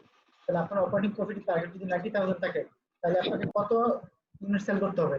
তাহলে ফিক্সড কস্ট কভার করতে হবে, তারপর 90,000 টাকা আপনাকে প্রফিট করতে হবে। তাহলে এটাকে যদি আমি 16 দ্বারা ভাগ করি তাহলে যত ইউনিট আসবে তত ইউনিট আমাকে সেল করতে হবে। কত সেল করতে হবে? 31,875। এক্স্যাক্টলি। আর আমাকে যদি অ্যামাউন্ট বের করতে বলা হয়, এটা প্লাস 90,000 7,96,875। এটা তাহলে 7,96,875। তাহলে কারো কোনো কনফিউশন আছে? এবার আসি, assume that new plant is built and next year the company manufactures and sells 30,000 balls. Prepare contribution format income statement and calculate the degree of operating leverage. 30,000 বল হিসাবে ক্রুসে সেল করেছে, তাহলে আমি 30,000 বল কি করেছি, সেল করেছি। তাহলে আমার সেলস প্রাইস কত হবে, এটা ইনটু 25, আমার ফিক্সড কস্ট ভেরিয়েবল কস্ট কত হবে, এত ইনটু 9। আর কোনো কনফিউশন আছে? 6,000 টাকা চালছে নেট ইনকাম। আর কোনো কনফিউশন? No sir. তাহলে অপারেটিং লেভারেজ কত হবে 848 চালু নাকি 60,000। আর কোনো কনফিউশন? না sir. If you are a member of the top management, would you have been in favor of constructing new plant? First question, আমরা আগে ইনিশিয়ালি আমরা নেট অপারেটিং ইনকাম কত ছিল 90,000। এখন নেট অপারেটিং ইনকাম কত ছিল তুমি 60,000। আগে আমার ডিগ্রি অফ অপারেটিং লেভারেজ কত ছিল 3.63। এখন ডিগ্রি অফ অপারেটিং লেভারেজ কত 8 স্যার। 8। আগে আমার কন্ট্রিবিউশন মার্জিন কত ছিল 40%। এখন কন্ট্রিবিউশন মার্জিন কত 64%। এখন আপনি কি ডিসিশন নেবেন যে আপনি কি এটা স্যার অটোমেটিক মেশিনে যাব কারণ আলটিমেটলি আমি যদি সেলস বাড়াইতে পারি তাহলে আলটিমেটলি আমার হচ্ছে ইনকাম প্রফিটটা বেড়ে যাবে। এরকম কোনো কথা বলা আছে যে আপনি সেলস বাড়াইতে পারবেন? স্যার সেলস কমলে অনেক ক্ষতি হয়ে যাবে। আপনি দেখেন আপনি 30,000 ইউনিট সেল করেছেন তাই না, এখন আপনার কোনো ইন্ডিকেশন নেই যে আপনি আসলে সেলস বাড়াতে পারবেন না কমাতে পারবেন, বাড়বে না কমবে সেই ইন্ডিকেশন নেই। সেকেন্ড জিনিস, আমরা অটোমেশন করার আগে আমরা প্রফিট করতে 90,000, অটোমেশন করার পরে প্রফিট করছি কত 60,000, তাহলে প্রফিট রিডাকশন হচ্ছে। সো আনটিল আপনি 100% অথেন্টিক ইনফরমেশন যে আপনারা সেলস বাড়াইতে পারবেন, এবং শুধু বাড়াইলে হবে না। আগে আমার ব্রেক ইভেন পয়েন্ট ছিল 5,25,000, এখন ব্রেক ইভেন পয়েন্ট কত 6,56,000। তার মানে আপনার ব্রেক ইভেন অ্যামাউন্টটা অনেক বেশি হয়েছে। আগে আমি 21,000 সেল করলে ব্রেক ইভেন আসতো, এখন আমার সেল করতে হবে কত 26,250। So considering all of this, যেহেতু আদার ফ্যাক্টরগুলো আমার নাই, আপনি সাজেস্ট করতে পারেন না যে তারা অটোমেশনে যাবে। অটোমেশন যাইতে হলে আমার মানে স্ট্রং লজিক লাগবে যে আমার সেলস মোর দেন কি হবে 30,000 হইতে হবে। এবং শুধু এটা না, আমাকে যদি এই আগের টার্গেট অপারেটিং প্রফিট অ্যাচিভ করতে হয় তাহলে আমাকে কি পরিমাণ সেল করতে হবে? দেখেন আমরা যদি আগের টার্গেট প্রফিট চাই তাহলে 20,000 প্লাস 90,000 বার 16 কত সেল করতে হবে? 31,875 আগের টার্গেট অপারেটিং প্রফিট। ধরে আমার কারেন্ট কত? 30,000। 30,000। সো আপনি কারেন্ট প্রফিটে যাইতে হলেও আপনাকে কি করতে হবে? আরো अराउंड 2000 সেল ইউনিট বাড়াইতে হবে। So which is very unlikely. So এই পজিশনে আমরা আসলে বলতে পারি না যে তার অটোমেশনে যাক। Other strong sales force, environment, customer demand, monetary policy, fiscal policy everything যদি আমাদেরকে সাপোর্ট না করে তাহলে আমরা এই ডিসিশনটাতে যাব না। ক্লিয়ার? জি স্যার। এখন বলেন কারো কোনো কনফিউশন আছে কিনা? আমরা কি বুঝতে পেরেছি প্রবলেমটা? জি স্যার। কারো কোথাও কোনো প্রবলেম আছে এই যে সলিউশন করেছি? না স্যার প্রবলেম নাই, কিন্তু একটা বিষয় হচ্ছে স্যার যদি টার্গেট প্রফিট বা ব্রেক ইভেন পয়েন্টে যদি ইকুয়েশন মেথড বা ফর্মুলা মেথড বলা না থাকে সেই ক্ষেত্রে আমরা কোন মেথডটা ইউজ করব? আপনি যে কোনো মেথড ইউজ করতে পারবেন, তাতে কোনো সমস্যা হবে না স্যার? কোনো সমস্যা নেই। স্যার নরমালি কোনো মেথড বলা থাকে নাকি যার মতো করলে? এটা ডিপেন্ড করবে। এখন যদি এক্সামিনার চিন্তা করে যে আমি বলে দিব ইকুয়েশন মেথড করতে হবে, দেন আপনি ইকুয়েশন মেথড করবেন। যদি বলা না থাকে তাহলে আপনি যে কোনো মেথড করতে পারবেন। মানে মেথড বলা থাকে তো আপনাকে ওই মেথডটা ফলো করতে হবে, আপনাকে অল্টারনেটিভ নাই। আর বলা না থাকলে এটা আপনার উপর ডিপেন্ড করে আপনি কোন মেথডগুলো ফলো করে করবেন। ঠিক আছে? কারণ হচ্ছে স্যার ইকুয়েশন মেথডটা একটু করতে সময় লাগে বেশি, আর ফর্মুলা মেথডটা তো আবার শর্টকাট করা যায়। সেই ক্ষেত্রে বলা না থাকলে আর কি এটা আপনার উপর কোনটা? এটা আপনার প্রিফারেন্সের উপর ডিপেন্ড করে। অনেকে ইকুয়েশন মেথড পছন্দ করে, অনেকে কন্ট্রিবিউশন মার্জিন মেথড প্রিফার করে। So it's up to you. ঠিক আছে? ঠিক আছে স্যার। তাহলে ব্রেক ইভেনে কারো কোনো ইস্যু আছে? আমাদেরকে আর কোনো ডিসকাস করতে হবে ব্রেক ইভেন নিয়ে? না স্যার। স্যার এটা একটু এখন প্র্যাকটিস করলে হয়ে যাবে স্যার। আপনাদের মাল্টিপল প্রোডাক্ট নিয়ে তো করতে হবে, অর্থাৎ 2টা বা 3টা প্রোডাক্ট থাকলে তার ব্রেক ইভেন কিভাবে বের করতে হবে সেই প্র্যাকটিসটা আপনারা একটু করবেন। ঠিক আছে? ওকে, দেন আমরা আচ্ছা আমরা কি আজকে ক্লাসটা রেকর্ড করছি না? আপনারা আমাকে মনে করেন না?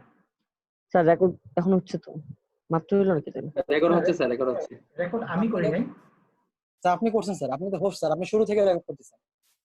আমি রেকর্ড করছি? জি স্যার, আপনি শুরু থেকে রেকর্ড চালু করেছেন। আমার এখানে রেকর্ডের অপশনটা নাই। রেকর্ডের তো একটা আইকন উঠে আছে শুরু থেকেই। স্যার রেকর্ডিং হইতেছে স্যার।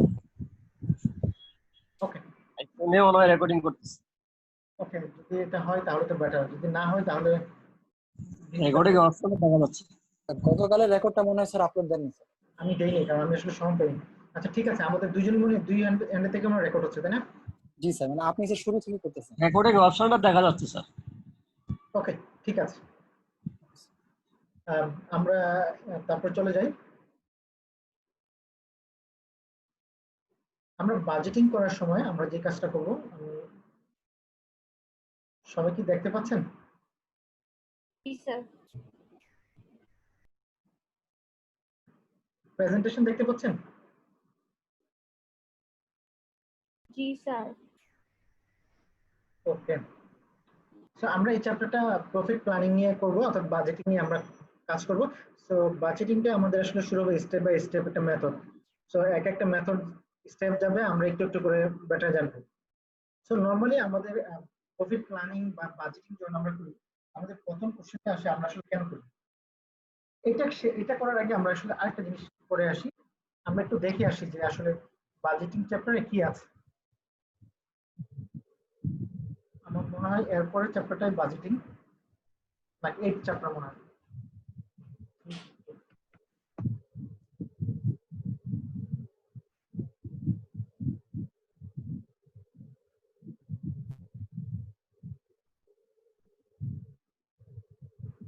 স্যার এটা কার বই? গ্যারিসনের বই ভাই।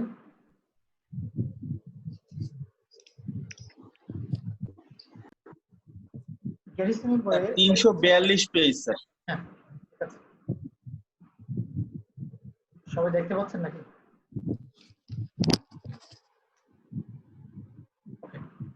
গ্যারিসনের বইয়ের চ্যাপ্টারের নাম হলো মাস্টার বাজেটিং। তো মাস্টার বাজেটিং এর এই চ্যাপ্টারে আমাদের প্রথম লার্নিংটা হবে understand why organization do budget and the processes they use to create budget.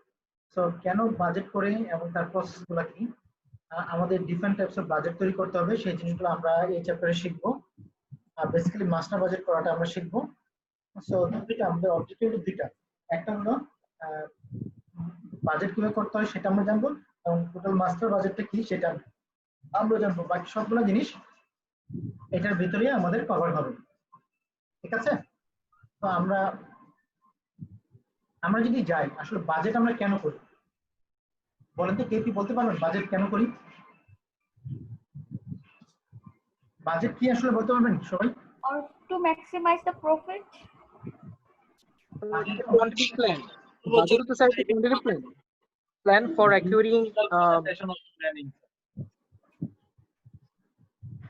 Budget কি আমাদের পরিচিত টার্ম না অপরিচিত টার্ম? স্যার পরিচিত টার্ম। মানে কিরকম পরিচিত? স্যার এক বছরে একটা নির্দিষ্ট বছরে আপনি অর্গানাইজেশনে জব করলেন না, চাকরি করেন না, তাহলে কি আপনার জন্য বাজেট পরিচিত না অপরিচিত? পরিচিত। পরিচিত। পরিচিত কিভাবে পরিচিত? কোনো কাজ পার্সোনাল বাজেট আছে, ফ্যামিলি বাজেট আছে স্যার, অনেক রকম বাজেট আছে। হ্যাঁ, আমরা আসলে সেটাই জানতে চাচ্ছি। বলেন, একটু শেয়ার করেন যে আপনার বাজেট বলতে কি বোঝেন? স্যার এই যে গভর্নমেন্টের বাজেট হয় স্যার। গভর্নমেন্টের বাজেট আছে। গভর্নমেন্টের বাজেটটা কি ভাই? পরিকল্পনার সংখ্যাত্মক প্রকাশ, নির্দিষ্ট বছরের আয়ের প্রাক্কলন। মানে এটাকে আসলে গভর্নমেন্ট কি বাজেট বলে না, এটা আসলে মেইন অবজেক্টিভটা কি আসলে? স্যার ফাইন্যান্সিয়াল স্টেটমেন্ট বলে গভর্নমেন্ট ফাইন্যান্সিয়াল স্টেটমেন্ট বলে। আচ্ছা, ফিসক্যাল পলিসি কি একটু বলবেন আমাদেরকে? ফিসক্যাল পলিসি কি বুঝেন আপনারা? না স্যার। স্যার ফিসক্যাল পলিসি হলো যে গিয়ে গভর্নমেন্টের মাধ্যমে আর্থিক করা হয়, ওইটাই সংসদের মাধ্যমে। আচ্ছা, কি কোন ইনসাইট দিবেন ফিসক্যাল পলিসিটা কি? স্যার রেভিনিউ ইনকাম আর রেভিনিউ এক্সপেন্সেস এই বিবরণী থাকে যেটা গভর্নমেন্ট কেন করে, ফিসক্যাল পলিসিটা কেন করে? স্যার ডিমান্ড যে অ্যাগ্রিগেট ডিমান্ডের জন্য স্যার, যে আমাদের গভর্নমেন্টের যে রেভিনিউ ট্যাক্সেশন আর এক্সপেন্ডিচারের যে একটা কাজ করে, যে অ্যাগ্রিগেট ডিমান্ডটা বাড়াবে বা কখন কমাবে, এটাই হলো ফিসক্যাল পলিসি। আর কেউ?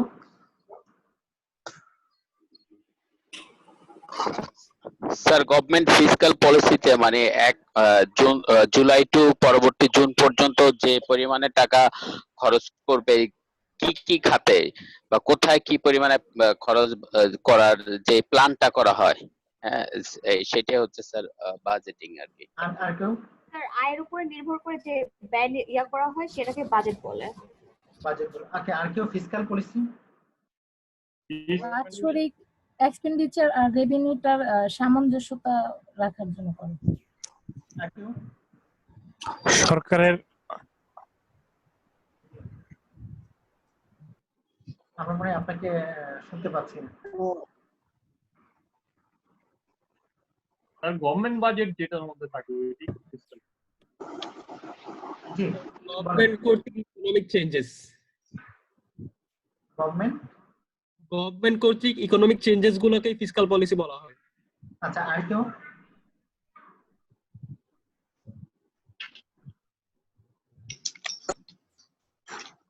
আর কেউ বলবেন? মনিটরি পলিসি কি একটু বলবেন?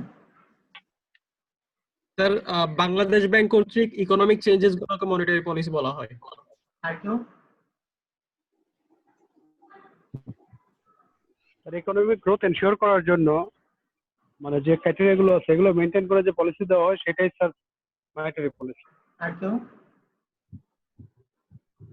দেশের ইন্টারেস্ট রেট স্যার যেটা থাকে ওইটাকে এফেক্ট করার জন্য মনিটারি পলিসি। আর কেউ?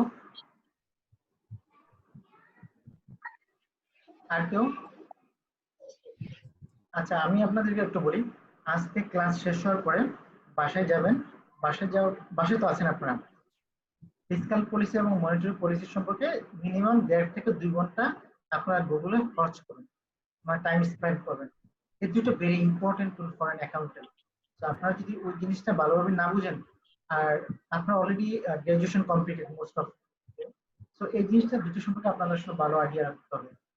সো আমি আপনাদেরকে ইলাবোরেটলি আমি আজকে বলবো না, এটা হলো কালকে আমরা যে ক্লাসটা নিব প্রথম 30 মিনিট আমরা ফিজিক্যাল পলিসি এবং মনিটরি পলিসি নিয়ে ডিসকাস করব এবং এই পুরো ডিসকাশনটা আপনারা ড্রাইভিং করবেন, অর্থাৎ আমি কোনো ইনপুট দিব না, আমি চাই আপনারাই ইনপুট দিবেন, আমি শুধু সেটাকে কি করব রিকনসাইল করব। ক্লিয়ার? আমার কথা কি বুঝতে পারছেন? Yes sir. এই দুটো পলিসি একজন অ্যাকাউন্টেন্ট না শুধু বাংলাদেশের প্রত্যেকটা মানুষই জানা দরকার, বাট বেসিক্যালি অ্যাকাউন্টেন্টদের তো আরো বেশি, কারণ আপনাকে একটা কোম্পানি নিয়ে যখন ডিল করতে হবে, কারণ আপনাকে আসলে ফিজিক্যাল পলিসি যদি সম্পর্কে না জানেন তাহলে আপনি আপনার ট্যাক্স ম্যানেজমেন্ট করতে পারবেন না। এগুলো শুধু ট্যাক্স ম্যানেজমেন্ট আর অনেক কিছু ম্যানেজমেন্ট করতে পারবেন না। গভর্নমেন্ট ফিজিক্যাল পলিসিতে গভর্নমেন্ট সহজ করে, গভর্নমেন্টের একটা 5 ইয়ার প্ল্যান দেখে 5 ইয়ার প্ল্যানটাকে সে কি করে ডিফারেন্ট ইয়ারে ক্যাসকেড আউট করে বার করে পরে প্রত্যেক বছরে তার একটা অবজেক্টিভ সেট করে যে আমি যে ডেভেলপমেন্টটা করব এই ডেভেলপমেন্টের ফান্ডগুলো কোথা থেকে আসবে এবং কোথা থেকে আমাকে এই ফান্ডগুলো কি করতে হবে, ব্যয় করতে হবে। সো টোটাল যে প্ল্যানটা করে সেই প্ল্যানটাকে বলে ফিজিক্যাল পলিসি। সেই ফিজিক্যাল পলিসির উপর বেস করে গভর্নমেন্ট কি করে ডেভেলপমেন্ট ফান্ড থেকে বিভিন্ন ধরনের বোরিং করে, ইন্টারনাল ব্যাংক সিস্টেম থেকে বিভিন্ন ধরনের বড় করে সে কোথা থেকে কত রেভিনিউ জেনারেট করবে, এই সোর্সটা ইনডাইরেক্ট হবে না ডিরেক্ট হবে। তো এই যে সমস্ত মেকানিজম গুলা সেই মেকানিজম গুলো সেই ফিজিক্যাল পলিসির মাধ্যমে কি করে ইমপ্লিমেন্ট করে। মনিটরি পলিসি সাধারণত বাংলাদেশ ব্যাংক পলিসিটা দেয়, এটা সাধারণত প্রতি কোয়ার্টারে বাংলাদেশ ব্যাংক মনিটরি পলিসিটা পাবলিশ করে। এটার অবজেক্টিভটা হলো চারটা।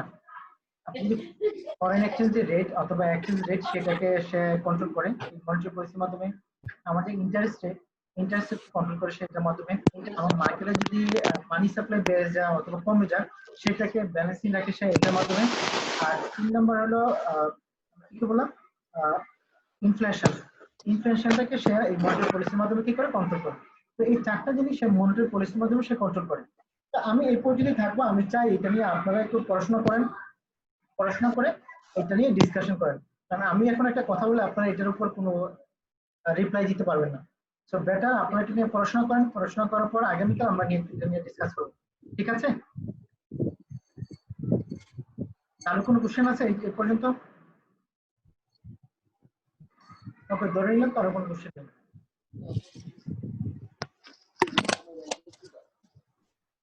তো নরমালি বাজেট নিয়ে যখন আমরা কথা বলি, আমরা যারা বাসার বাইরে থাকি বা বাসায় থাকি প্রতি মাসের শুরুতে বাবা যখন স্যালারি পায় বা মা যখন বা বিজনেস করে প্রতি মাসে আমাদের একটা কি আমাদের হাতে একটা টাকা তুলে দেয়, বলে যে এটা হলো তোমার মান্থলি খরচ, তোমার এটার ভিতরে কি করতে হবে ম্যানেজ করতে হবে। তো মান্থলি খরচ ধরেন আপনাকে মাসে 5,000 টাকা দেওয়া হলো, আর যারা বাসার বাইরে থাকে তাকে 10,000 টাকা দিল। তার মানে 10,000 টাকার ভিতরে আপনাকে কি করতে হবে ওই মাসে যত যাবতীয় খরচ আছে সবগুলো কি করতে হবে মেইনটেইন করতে হবে। তখন আপনি কি করেন টাকাটা পাওয়ার পর আপনি প্রথমে প্ল্যান করেন যে আমার বাবা থেকে এই মাসে আমি কি করব এত টাকা আমি পাবো চলার জন্য। তো এই টাকাটাকে আপনি কি করেন ডিফারেন্ট টাইপস অফ এক্সপেন্ডিচারে কি করেন অ্যালোকেট করেন, যে আমার এটার জন্য এত খরচ হবে, এটার জন্য এত খরচ হবে, এটার জন্য এত খরচ হবে। আপনি এটা থেকে আবার কি করেন সেভিংসও করেন, কারণ আপনার কি করেন 10,000 টাকা পাইলেন, আপনার যদি খরচ 9,000 টাকা হয় তাহলে আপনি কি করতে পারেন 1,000 টাকা সেভ করতে পারেন। কোথায় সেভ করবেন? আপনি ব্যাংকে টাকাটা জমা রাখতে পারেন, অথবা কোনো মাসে ধরেন ফ্রেন্ডের বার্থডে হতে পারে বা অন্য কোনো পারপাসে আপনি কাউকে গিফট দিবেন, তো এই মাসে আপনার একটু 10,000 টাকা বাবা থেকে পেলেন 11,000 টাকা লাগবে, তখন 1,000 টাকা আপনি করেন বিভিন্ন সোর্স থেকে কি করেন ধার করেন। সো এটার মাধ্যমে আপনি কি করেন আপনার অ্যাক্টিভিটি গুলো নিয়ন্ত্রণ করেন। তো দেখেন আপনার যখন অ্যাক্সেস থাকে তখন আপনি কোথাও সেভ করেন, আর যখন আপনার কোনো ডেফিসিট থাকে তখন আপনি বিভিন্ন সোর্স থেকে কি করেন বড় করেন। তো এটা যখন করেন কিভাবে করেন এই জিনিসগুলো? তো আপনি কি করেন বছরের শুরুতে বা মাসের শুরুতে আপনি একটা প্ল্যান করেন যে আমার এত টাকা আছে, এই টাকাটা আমি কোন কোন জায়গায় কি করব অ্যালোকেট করব। আপনি যদি ওই প্ল্যানটা না করেন তাহলে কিন্তু আপনি জানতে পারবেন না যে আপনার কোন সময় আপনার টাকা ডেফিসিট হবে, কোন সময় আপনার অ্যাক্সেস থাকবে। আপনি যদি আগে থেকে প্ল্যান না করেন, যদি ডেফিসিট হয় তাহলে আপনাকে ডেফিসিটটা কিভাবে কভার করবেন? সো আগে থেকে প্ল্যান থাকতে অন্তত আপনি আপনার কোনো ফ্রেন্ড থেকে যদি দান নিতে চান তাকে আগেই বলে রাখতে পারেন যে তোমার কাছ থেকে আমি এই মাসের 20 তারিখে এত টাকা দান নিব, সো মাস শেষে আমি কি করবো তোমাকে টাকাটা দিয়ে দিব। আপনি যদি এই জিনিসটা না জানেন যে আপনার এই মাসে ডেফিসিট হবে, আপনি কি সেই প্ল্যানটা করতে পারবেন? করতে পারবেন। তো বাজেট আসলে কি করা হয়, বাজেট হলো আমার অ্যাক্টিভিটিগুলোকে মনিটর করার জন্য আমার একটু বাজেটটা করা হয়। তো নরমালি আমরা পার্সোনাল বাজেট করি, আমার ফ্যামিলি বাজেট করি, আমার অর্গানাইজেশনও কি করে বাজেট করা হয়। অর্গানাইজেশনের 3 ধরনের প্ল্যান থাকে, একটা লং টার্ম প্ল্যান, একটা মিডিয়াম টার্ম প্ল্যান, আর একটা হলো শর্ট টার্ম প্ল্যান। এই লং টার্ম বা মিডিয়াম টার্ম প্ল্যান গুলো আমার ক্যাসকেড ডাউন করা হয় কি শর্ট টার্ম প্ল্যানে। তো তো বাজেট নরমালি করা হয় আমার 1 বছরের জন্য। এটা হলো detail financial plan of all activities of the organization. তো একটা অর্গানাইজেশনের যত ধরনের অ্যাক্টিভিটি আছে এই অ্যাক্টিভিটি গুলার আমার কি করতে হবে in terms of financial monetary বলতে আমরা কি করি প্ল্যানগুলোকে কনভার্ট করি। আমি কি বলছি বুঝতে পারছেন? সো বাজেটের দুইটা অবজেক্টিভ থাকে। একটা হলো সে একটা প্ল্যান করে যে সে কোথায় থেকে তার রেভিনিউ সৃষ্টি হবে এবং কোথায় সে এই খরচগুলো হবে। সো তার প্রথম থেকে প্ল্যানিং। সেকেন্ড থেকে তার কন্ট্রোল, অর্থাৎ আমি যেই জায়গায় চিন্তা করেছি খরচ করবো আসলে আমি সেই জায়গায় ওই পরিমাণ খরচ করছি তার কম করছি না বেশি করছি। তো বাজেটের দুটো ধাপ, একটা হলো প্ল্যানিং আর একটা হলো কন্ট্রোল। তো কন্ট্রোল মিন্স আমাকে এনশিওর করতে হবে যে আমি যে প্ল্যান করেছি সেটা কাজ করছে, ঠিক আছে? তো বাজেটের অনেকগুলো অ্যাডভান্টেজ আছে, আমরা সেই অ্যাডভান্টেজ নিয়ে কথা বলছি না, আপনারা এই জিনিসগুলো বই থেকে সুন্দরভাবে পাবেন। আমি যে কাজটা করছি আমি সরাসরি এখন স্লাইডে চলে যাচ্ছি।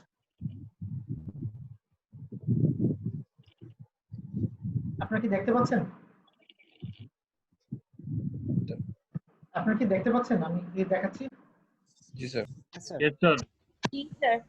ওকে, আমরা অলরেডি এই পর্যন্ত কথা বলেছি। আমার অ্যাডভান্টেজ নিয়ে আমি আসলে কথা বলতে চাই না, কারণ অবজেক্টিভটা আলটিমেটলি হলো আমি যদি আমার অবজেক্টিভ নিয়ে প্ল্যান না জানি তাহলে আমি কি করতে পারবো না। কারণ আপনারা সিএমএ ভর্তি হয়েছেন, তো আপনাদের একটা অবজেক্টিভ আছে যে 2 বছর বা 3 বছর আমি সিএমএ কমপ্লিট করবো এবং আমি এই জায়গায় যাবো।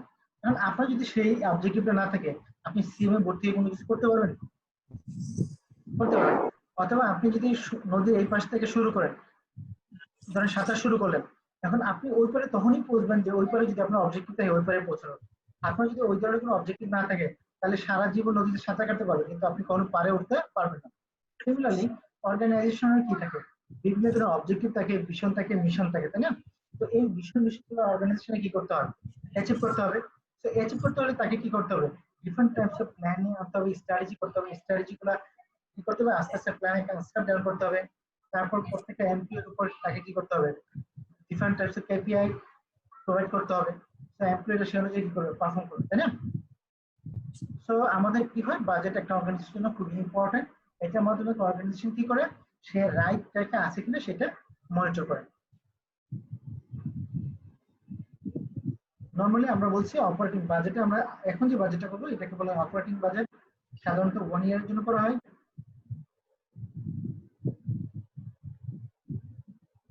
ঠিক আছে, বাজেট সাধারণত দুই ধরনের, একটা অপারেটিং বাজেট আর একটা capital expenditure budget. Normally operating activities গুলো মেইনটেইন করার জন্য যে বাজেটটা করা হয় সেটাকে বলা হয় অপারেটিং বাজেট। ক্যাপিটাল এক্সপেন্ডিচারের জন্য যে বাজেটটা করা হয় সেটাকে বলা হয় ক্যাপেক্স বা ক্যাপিটাল বাজেট। তো আমরা নরমালি এই চ্যাপ্টারে আমরা অপারেটিং বাজেট নিয়ে কাজ করব, যেটা মোটামুটি পিরিয়ড হলো 1 ইয়ার। ঠিক আছে, নরমালি যদি আমরা বাজেট বলি, বাজেটে আসলে দুইটা অ্যাপ্রোচ আছে, একটা হলো বটম আপ অ্যাপ্রোচ আর একটা হলো top down approach. Top down approach হলো টপ ম্যানেজমেন্ট বলে দিলে এই বছরে আমি 500 কোটি টাকা প্রফিট করব। সো এটার উপর বেস করে কি করা হয়, ইন্ডিভিজুয়াল টার্গেট সেট করা হয়। তো এটা হলো টপ ম্যানেজমেন্ট থেকে বটমে যায়। আর একটা আছে বটম থেকে টপ, অর্থাৎ আপনার এই বছরের সেলস টার্গেটে কি হবে এটা ডিপেন্ড করে আমার যে সেলস ফোর্স আছে তাদের প্ল্যানিং এর উপর। তো তারা কি করে, বছরের শুরুতে তারা কি করবে, ডিফারেন্ট টাইপস অফ প্ল্যান দিবে যে আমি এই বছরে এই পার্টিকুলার মাসে আমি এতটুকু সেল করতে হবে, এই প্রোডাক্ট এতটুকু, ওই প্রোডাক্ট এতটুকু সেল করতে হবে। তো সব সেলস ফোর্স থেকে আপনি ইনফরমেশনটা নিয়ে আপনি কি করেন, অ্যাকুমুলেট করে একটা অর্গানাইজেশনের প্ল্যান ডেভেলপ করবেন। সো এই যে লোয়ার লেভেল ম্যানেজমেন্ট থেকে আপার লেভেলে ইনফরমেশনটা উঠে সেটাকে বলা হয় বটম আপ বাজেট। আমরা এটা বলেছি অ্যাডভান্টেজ ডিসঅ্যাডভান্টেজ। আমরা এই থিওরিটিক্যাল পার্টগুলো আসলে এই জায়গায় আমরা বলছি না, আপনারা একটু পরে নেবেন, যদি কোনো সমস্যা থাকে তাহলে আমরা এটা কভার করবো, কারণ এই চ্যাপ্টারটা আসলে বিশাল বড়। নরমালি বাজেটের কাজটা কার, বাজেট কেন তৈরি করে এটা একটু বলতে পারবেন? একটু সবাই বলতে পারবেন যে বাজেট আসলে, বাজেট কার রেসপন্সিবিলিটি? প্রত্যেকটা ডিপার্টমেন্টের যে হেড তার রেসপন্সিবিলিটি স্যার। প্রোডাকশনের যে হেড স্ট্যাটিস্টিক ডিপার্টমেন্ট না, বাজেট আসলে কারো ইন্ডিভিজুয়াল রেসপন্সিবিলিটি না, বাজেট হলো কালেক্টিভ রেসপন্সিবিলিটি। সো প্রতি বছরের শুরুতে ম্যানেজমেন্ট কি করে, একটা কমিটি ফর্ম করে দেয়, এই কমিটিটাকে বলা হয় বাজেট কমিটি। তো তারা কি করে, তাদেরকে অ্যাসাইন করে দেয়, এটার উপর বেস করে তারা কি করে বিভিন্ন ধরনের ইনফরমেশন কালেক্ট করে। যেমন ধরেন বাজেট কমিটিতে সেলস ডিপার্টমেন্ট থাকবে, মার্কেটিং থাকবে, এডমিন থাকবে, সাপ্লাই চেইন থাকবে, ফাইন্যান্স থাকবে, অপারেশন থাকবে, ফ্যাক্টরি থাকবে। তো সবাই মিলে কি করে একটা budget committee set up form করবে। সেই কমিটি আবার কি করবে, ইন্ডিভিজুয়ালকে দায়িত্ব দিবে যে আপনার কাজ হলো সেলস মনিটর করা, আপনার কাজ হলো প্রোডাকশন মনিটর করা, আপনার কাজ হলো সাপ্লাই চেইন মনিটর করা। আর ফাইন্যান্সের কাজটা কি? ফাইন্যান্সের কাজ হলো এই টোটাল ইনফরমেশনটাকে ইন্টিগ্রেট করা। ফাইন্যান্সের আসলে এই জায়গায় ডিসিশন নেওয়ার কিছু নেই। ফাইন্যান্স কি করে টোটাল ইনফরমেশনটাকে কি করবে, ইন্টিগ্রেট করে অ্যাকচুয়াল রেজাল্টটা ম্যানেজমেন্ট কি করবে, প্রোভাইড করবে। বাট ধরেন সেলস ফোর্স থেকে আমার যদি ইনফরমেশন আসে যে গত বছর আমি সেলস করেছি 1000 কোটি টাকা, এই বছর আমি 900 কোটি টাকা সেল করব, তখন ফাইন্যান্স এই জায়গায় কাজ করবে যে না, গত বছর আমরা এই জায়গায় সেল করেছি, রাদার এই বছরটা আমাদের ইকোনমিক আউটলুকে আমাদের সেলস আরো বাড়ার কথা, কমার কথা না। তো ফাইন্যান্স কি করবে, একটা রিয়েলিস্টিক বাজেট তৈরি করতে কি করবে, অর্গানাইজেশনকে সাপোর্ট দেবে। ঠিক আছে, আমরা যদি এখানে চলে যাই তাহলে নরমালি দেখেন standing committee responsible for overall policy matters relating to the budget. তাহলে একটা কমিটি থাকবে, তারা ডিটারমাইন করবে যে বাজেটটা কিভাবে প্রিপেয়ার করবে, বাজেট প্রিপেয়ারের জন্য কার সাথে কিভাবে কোঅর্ডিনেট করবে। যদি কোনো ডিসপিউট হয়, ধরেন সেলস ম্যানেজার সেলস ডিরেক্টর বললো যে এই বছর আমার সেলস আগের বছর কম হবে, ফাইন্যান্স এগ্রি করলো না, তখন কি হবে, এদের মধ্যে একটা ডিসপিউট ক্রিয়েট হবে। এই কমিটি কি করবে, সেই ডিসপিউটটা কিভাবে রিজলভ করতে হয় সেটা নিয়ে কাজ করবে। এবং ফাইন্যান্সের দায়িত্বটা হলো ওভারঅল বাজেটটাকে তৈরি করার পর কি করে ম্যানেজমেন্ট থেকে এটাকে অ্যাপ্রুভাল নেওয়া।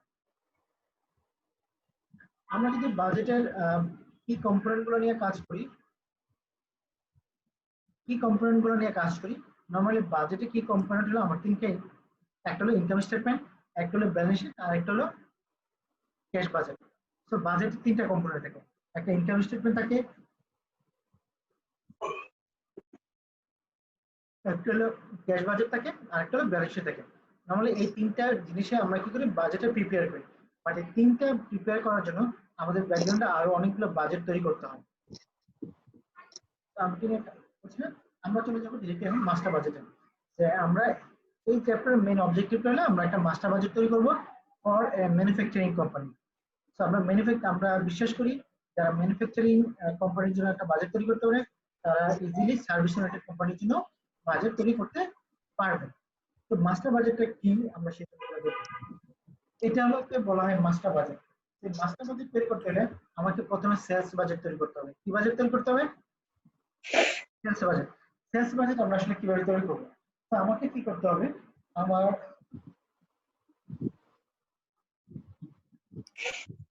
ডিফারেন্ট যে রিজন আছে, ডিফারেন্ট রিজন যে জায়গায় আমি অপারেট করি, সেই রিজনের সব জায়গা থেকে আমাকে কি করতে হবে, আমার যে সেলস এর ডিমান্ড আছে সেই ডিমান্ডগুলো কালেক্ট করতে হবে। তারপর আমার কি করতে হবে, প্রাইমারি যে সেলিং প্রাইস আছে সেটা দ্বারা আমরা যদি ডিমান্ডকে মাল্টিপ্লাই করি তাহলে আমার সেলস রেভিনিউটা বেড়ে যাবে। তাহলে সেলস বাজেটের মেইন অবজেক্টিভটা হলো বের করা যে আমার সেলস রেভিনিউ কত, পার্টিকুলার মান্থে কত এবং পরে ইয়ার কত। এই সেলস বাজেটের উপর বেস করে আমার প্রোডাকশন বাজেট তৈরি হবে। কারণ আমার সেলস বলে দিল আমাকে এই মাসে আমাকে 10 ইউনিট তৈরি করতে হবে, কারণ আমি প্রোডাকশন কত ইউনিট করব, আমি কি 10 ইউনিট করব না 9 ইউনিট করব না 11 ইউনিট করব, সেটা ডিপেন্ড করবে ম্যানেজমেন্টের ডিসিশন। এখন ধরেন নরমালি যদি সেলস আমাদের 10 ইউনিট হয়, আমরা প্ল্যান করি 10 ইউনিট, তাহলে ম্যানেজমেন্ট কি করবে, সবসময় 10% বা 20% বেশি কি করবে, প্রোডাকশন করবে। কেন প্রোডাকশন করবে? কারণ কোনো কারণে যদি আমার ডিমান্ডের চেঞ্জ হয়,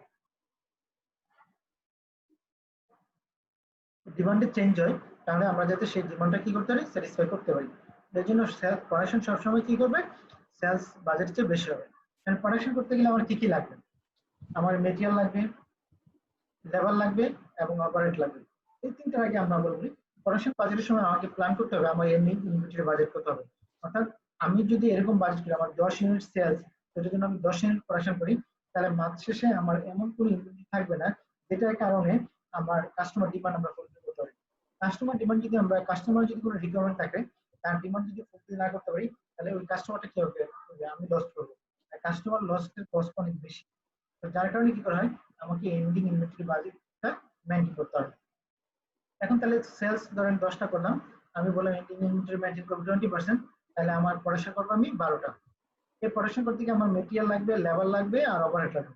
তাহলে আমার মেটেরিয়ালকে নিয়ে আমার মেটেরিয়াল বাজেট করতে হবে। ধর প্রত্যেকটা ইউনিট প্রোডাকশন করতে আমার 5 পাউন্ড মেটেরিয়াল লাগে, তাহলে 12 ইউনিট প্রোডাকশন করতে আমার মেটেরিয়াল লাগবে কত, 60 পাউন্ড। এখন আমি যদি 60 পাউন্ডে পারচেস করি, কোনো কারণে ধরেন মেটেরিয়াল কোয়ালিটি খারাপ করলো, মেটেরিয়াল কোথাও লস্ট হলো, তাহলে কি আমি 12 ইউনিট পড়াশোনা করতে পারবো না। তাহলে আমাকে কি করতে হবে, মেটেরিয়াল বাজেটের সময় আমার এন্ডিং মেটেরিয়াল কতটুকু রাখতে হবে সেটা আমাকে প্ল্যান করতে হবে। ডিরেক্ট লেবারের বাজেট আমরা পড়াশোনার উপর বেস করে করবো, ম্যানুফ্যাকচারিং ওভারহেড বাজেটটা আমরা পড়াশোনার উপর বেস করে করবো। এই সবগুলো মিলে আমরা কি করবো, আমার সেলিং এবং অ্যাডমিনিস্ট্রেটিভ বাজেট আমার করতে হবে, যে আমি যে ইউনিটগুলো সেল করবো বা আমার যে অপারেশনটা চালাবো তার জন্য যে আমার অ্যাডমিনিস্ট্রেটিভ সাপোর্ট লাগবে, এগুলো নিয়ে আমার সেলিং এবং অ্যাডমিনিস্ট্রেটিভ বাজেট করবো। আর সবগুলো মিলে ক্যাশ কিছু আসবে, ক্যাশ কিছু যাবে, এগুলো নিয়ে আমি একটা ক্যাশ বাজেট করবো। কারণ আমি যদি রেভিনিউ আমি সেলস করি, সেলস থেকে আমার ক্যাশ রেভিনিউ আসতে পারে অথবা আমার রিসিভেবল আসতে পারে। আমার যদি রিসিভেবল আসে তাহলে আমার রিসিভেবল একটা ম্যানেজ করতে হবে। আবার আমি যে ডিরেক্ট মেটেরিয়াল, ডিরেক্ট লেবার বা ম্যানুফ্যাকচারিং ওভারহেড হচ্ছে বা সেলিং এবং অ্যাডমিনিস্ট্রেটিভ এক্সপেন্স হচ্ছে তাদের জন্য, বা ইনভেন্টরি পারচেজ করছি তাদের জন্য আমাকে কি করতে হবে, পেমেন্ট করতে হবে। তো আমার ক্যাশ বাজেট কি করতে হবে, রেভিনিউ আমার জেনারেটও করতে হবে, আবার রিলেটেড পার্টিকে আমার পেমেন্ট করতে হবে। তো কোনো কারণে যদি কোনো মাসে আমার কোনো শর্টেজ হয় তাহলে আমার ব্যাংক থেকে কি করতে হবে, সেটা বড় করতে হবে, আর কোনো সারপ্লাস থেকে আমি কি করবো, সেভিংস করবো। তো এই পর্যন্ত হলো ক্যাশ বাজেট। এই সবগুলোর উপর বেস করে আমি কি করবো, একটা ইনকাম স্টেটমেন্ট তৈরি করবো আর একটা হলো বাজেটের ব্যালেন্স শিট তৈরি করবো। এই মূল জিনিসটাকে আমার বলা হয় মাস্টার বাজেট। তাহলে মাস্টার বাজেট শুরু হয় আমার সেলস বাজেট থেকে। সেলস বাজেটের উপর বেস করে আমরা করি প্রোডাকশন বাজেট। প্রোডাকশন বাজেটের সাথে সাথে আমরা ইনভেন্টরি বাজেটটা করি। প্রোডাকশনের উপর ডিপেন্ডেন্ট হলো তিনটা, ম্যাটেরিয়াল, লেবার এবং ফ্যাক্টরি ওভারহেড। এই তিনটা বাজেট করবো, সেলিং এবং অ্যাডমিনিস্ট্রেটিভ বাজেট করবো, সবগুলো মিলে আমি একটা ক্যাশ বাজেট করবো। তারপর আমি ইনকাম স্টেটমেন্ট করবো আর বাজেটের ব্যালেন্স শিট করবো। মোটামুটি এগুলো তৈরি করতে পারলে আমার কি হবে, মাস্টার বাজেটটা তৈরি হয়ে যাবে। এই পর্যন্ত কারো কোনো কোশ্চেন আছে? কারো কোনো কোশ্চেন আছে এই পর্যন্ত? সবাই একবার চুপচাপ, কারো কোনো কোশ্চেন আছে? না স্যার, না প্রশ্ন নাই স্যার। তাহলে আমরা তাহলে কি ডিসকাস করলাম এতক্ষণ পর্যন্ত? তো আমাদেরকে যদি বলেন মাস্টার বাজেট, মাস্টার বাজেট বলতে আমরা কি বুঝি, তাহলে সবগুলো বাজেটে মিলে হয়ে আমাদের একটা মাস্টার বাজেট তৈরি করা হয়। তো মাস্টার বাজেটের প্রথম বাজেটটা কি, সেলস বাজেট। কারণ সেলস যদি না থাকে তাহলে আমরা অন্য কোনো ধরনের বাজেটই করতে পারবো না। তো প্রথমটাই আমার কি বাজেট, সেলস বাজেট। সেলসের উপর বেস করে আমরা কি বাজেট করব, প্রোডাকশন বাজেট বা হচ্ছে ম্যানুফ্যাকচারিং। যখন প্রোডাকশন বাজেট হবে সাথে সাথে আমাকে এন্ডিং ইনভেন্টরি বাজেট কি হবে সেটাও মেইনটেইন করতে হবে। এবার প্রোডাকশনের উপর বেস করে কি কি বাজেট হবে, ডাইরেক্ট ম্যাটেরিয়াল বাজেট অথবা হচ্ছে ডাইরেক্ট লেবার বাজেট, আর হলো ম্যানুফ্যাকচারিং ওভারহেড বাজেট, তারপর ফিক্সড ওভারহেড বাজেট। তারপর এটার উপর বেস করে আমাকে আরেকটা বাজেট করতে হবে, সেলিং এবং অ্যাডমিনিস্ট্রেটিভ এক্সপেন্স বাজেট। জি স্যার। তো এই জিনিসগুলো হলে এগুলোর উপর বেস করে আমাকে আবার ক্যাশ বাজেট করতে হবে। ক্যাশ বাজেট যখন তৈরি হয়ে যাবে, ইনকাম বাজেট, ইনকাম স্টেটমেন্ট আর হচ্ছে ব্যালেন্স শিট। বাজেটের ইনকাম স্টেটমেন্ট আর বাজেটের ব্যালেন্স শিট আমাকে করতে হবে। তার মানে মোটামুটি আমরা বুঝে গেলাম যে মাস্টার বাজেটে আমাদের কি কি ধরনের বাজেট তৈরি করতে হয়, তাই না? এই পর্যন্ত কারো কোনো কনফিউশন আছে? এবার দেখেন, সেলস বাজেট যখন আমরা করি, সেলস যখন করি তাহলে আমরা ক্যাশও করতে পারি বা রিসিভেবল করতে পারি, বাকিতে করতে পারি, তাই না? যখন বাকিতে করব তখন আমার কি হয়, রিসিভেবল তৈরি হয় না। এখন আমি কখন কিভাবে বুঝবো যে আমার কখন এই যাদের রিসিভেবল আছে সেটা কখন পাবো? তাহলে এই সেলস বাজেটের উপর বেস করে আমাকে কি করতে হয়, একটা রিসিভেবল বাজেট করতে হয়, ক্যাশ কালেকশন বাজেট। কি বাজেট করে করতে হয়, ক্যাশ কালেকশন বাজেট তৈরি করতে হয়। আবার আমার যে ইনভেন্টরি পারচেজ করতেছি বা মেটেরিয়াল পারচেজ করতেছি, মানে মেটেরিয়াল পারচেজ করতেছি, লেবার নিচ্ছি, ম্যানুফ্যাকচারিং ওভারহেড হচ্ছে বা সেলিং এবং অ্যাডমিনিস্ট্রেটিভ বাজেট হচ্ছে, এটার উপর বেস করে আমাকে ক্যাশ পেয়েবল একটা বাজেট করতে হয়, ক্যাশ পেমেন্ট বাজেট। ডিসবার্সমেন্ট, হ্যাঁ ডিসবার্সমেন্ট বাজেট একই কথা, ঠিক আছে? তো এই বাজেটগুলো আমরা করি। তো একটা হলো আমার ক্যাশ কালেকশন বাজেট আর একটা হলো ক্যাশ পেমেন্ট অথবা ডিসবার্সমেন্ট যেটা বলেন সেই বাজেটটা আমরা করি। ক্লিয়ার এই পর্যন্ত সবার?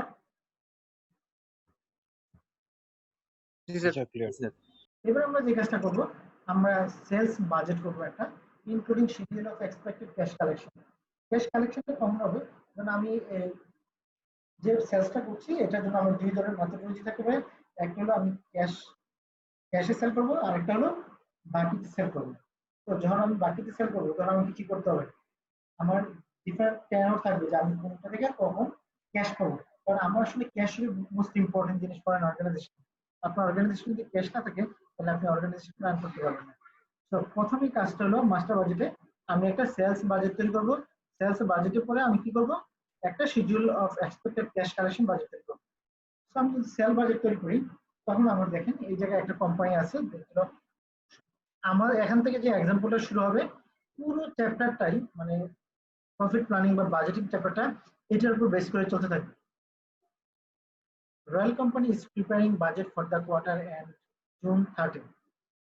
ঠিক আছে, তাহলে আমার রয়্যাল কোম্পানি কি করবে, একটা বাজেট তৈরি করবে কোন কোয়ার্টারের জন্য, জুন কোয়ার্টারের জন্য। ঠিক আছে, তো এপ্রিল মাসে তার 20,000 ইউনিট সেল ছিল, মে মাসে 50,000 সেল হলো, জুন মাসে 30,000, জুলাই মাসে 25,000 আর অগস্ট মাসে হলো 15,000। সেলিং প্রাইস পার ইউনিট দেওয়া আছে, এর থেকে আমার সেলস রেভিনিউ কত হবে সেটাকে আমরা বাজারের সেলস করতে হবে বের করতে পারবো। আমরা যদি চলে যাই এর থেকে আমার এক্সেলে যদি যাই আমরা কি করবো, বাজেটটা করবো, তাই না? আমি একটু বাজেটটা এখান থেকে শুরু করি।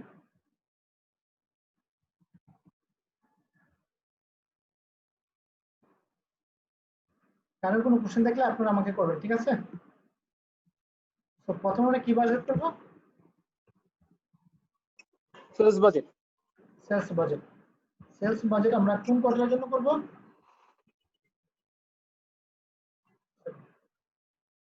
আমরা জুন কোয়ার্টার হলো জুন কোয়ার্টারের জন্য।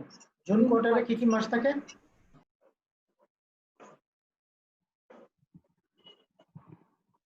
জুন কোয়ার্টারের জন্য আমি কি করবো, সেলস বাজেটটা করবো। জুন কোয়ার্টারে কি কি মাস থাকবে স্যার? এপ্রিল, মে, জুন। এখানে ইনফরমেশন যেগুলো দেওয়া আছে সবগুলো আমাকে নিয়ে কাজ করতে হবে।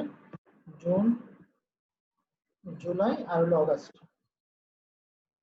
এই কয়েকটা মাসে ইনফরমেশন দেওয়া আছে, তাই না?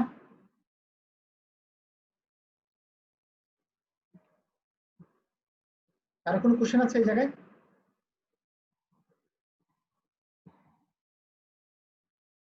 তাহলে আমি কি বাজেটটা করছি, আমি সেলস বাজেটটা করছি, ঠিক আছে? সো সেলস বাজেট আমি যদি করি তাহলে আমি একটু কাজটা করি।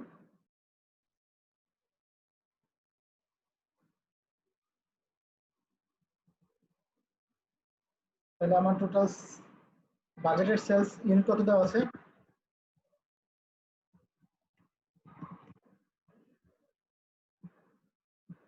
আমার এপ্রিল মাসে সেলস কত দেওয়া আছে, 20,000।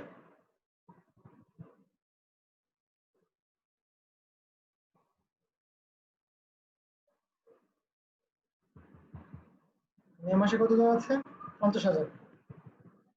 জুন মাসে কত দেওয়া আছে, 30,000। জুলাই মাসে কত দেওয়া আছে, 25,000। 25,000। 15,000 অগস্টে। 15,000। তাহলে আমার টোটাল কত দেওয়া আছে, তাহলে দেখেন আমার এই জুন এবং জুন পর্যন্ত এটাকে কি বলা হয়, জুন কোয়ার্টার বলা হয় না? টোটাল কোয়ার্টার তো জুন পর্যন্ত, তাই না? তো এটাকে আমি টোটাল কোয়ার্টার লিখি, কোয়ার্টার। তাহলে এই টোটাল কোয়ার্টারে আমার সেলস কত হচ্ছে, 1 লাখ। আর কোনো কনফিউশন আছে এই পর্যন্ত? সেলস প্রাইস পার ইউনিট কত দেওয়া আছে, 10 টাকা। 10।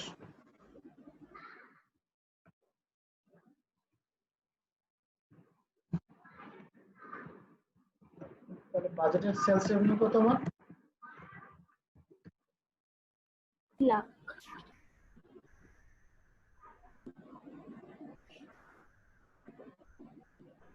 2 লাখ, 50 লাখ, 3 লাখ।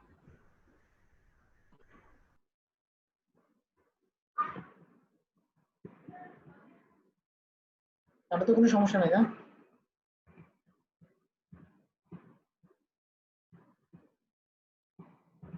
আর কোনো সমস্যা আছে এ পর্যন্ত? না স্যার।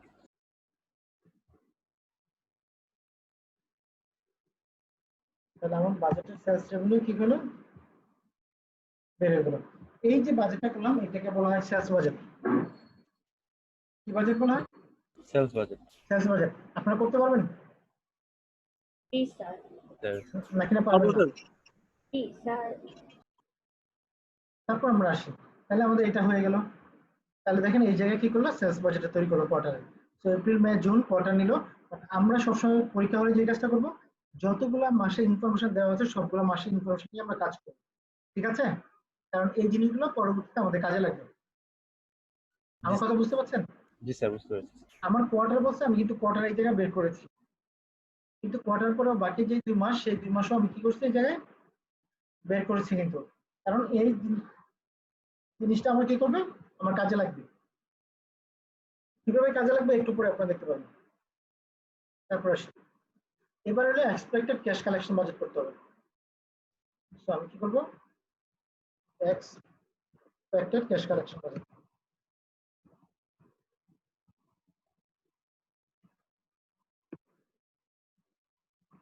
ক্যাশ কালেকশন বাজেটে কি বলছে দেখেন, all sales are on account. Sales গুলো আমি কি করেছি, বাকিতে করেছি। কালেকশন প্যাটার্ন কি, 70%, 25% আর 5%। 70% collected in the month of sale, 25% collected in the month of following sale, মানে পরের মাসে, আর 5% আমার আনকালেক্টেবল থাকে। তাহলে মার্চ 31 অ্যাকাউন্ট রিসিভেবল ব্যালেন্স কত আছে, 30,000। তাহলে আমি এই জায়গায় একটু মার্চের ইনফরমেশন দিই, আমি এই জায়গায় মার্চের তাহলে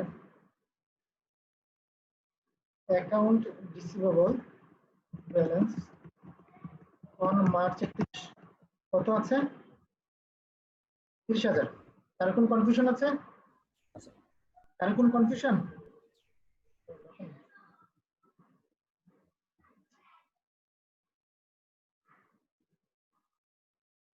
কারো কোনো কনফিউশন থাকলে বলতে পারেন।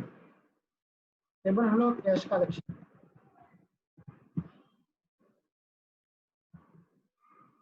April sales 1,40,000। এপ্রিল সেলসে যদি আমরা ক্যাশ কালেকশন করতে যাই তাহলে কি হবে আমার, 2 লাখের 70%। প্রথমে আমি 70% কালেকশন করব, আমি জাস্ট একটু আপনাদের বলে দিচ্ছি। এরপরে মাসে কত করব, 25%, 25%। তাই না? তাই তো, আর 5% কি থাকবে, আনকালেক্টেবল বসে থাকবে। তাহলে এপ্রিল মাসে যত সেল করব তার 70% আমি কি করব, এপ্রিল মাসে কালেকশন করব। ক্লিয়ার? জি স্যার। আর বাকি 25% কোন মাসে কালেকশন করব, এরপরে মাসে। তো আমি এটাকে 25% লিখতে পারি। আর কোনো কনফিউশন আছে বল থাকতে পারে?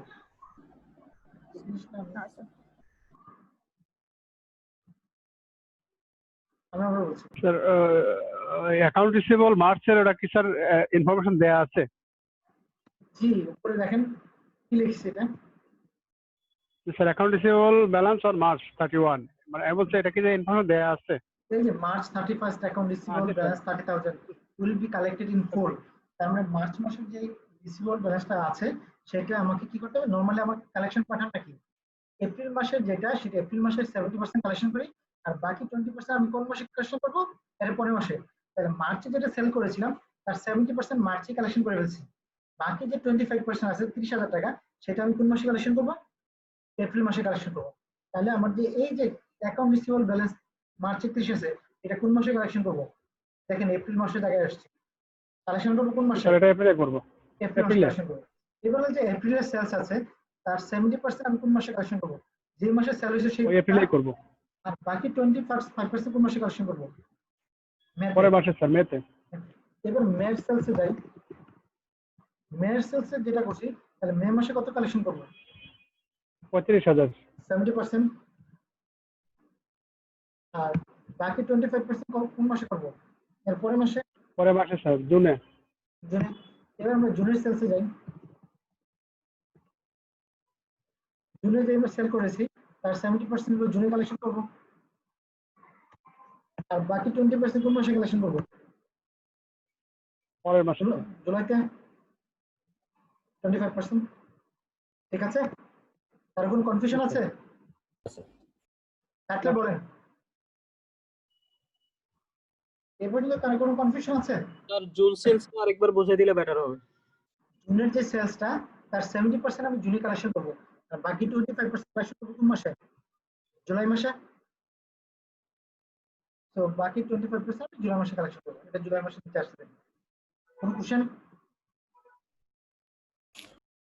কোনো কোশ্চেন? না স্যার। ওকে, এবার টোটাল কালেকশন।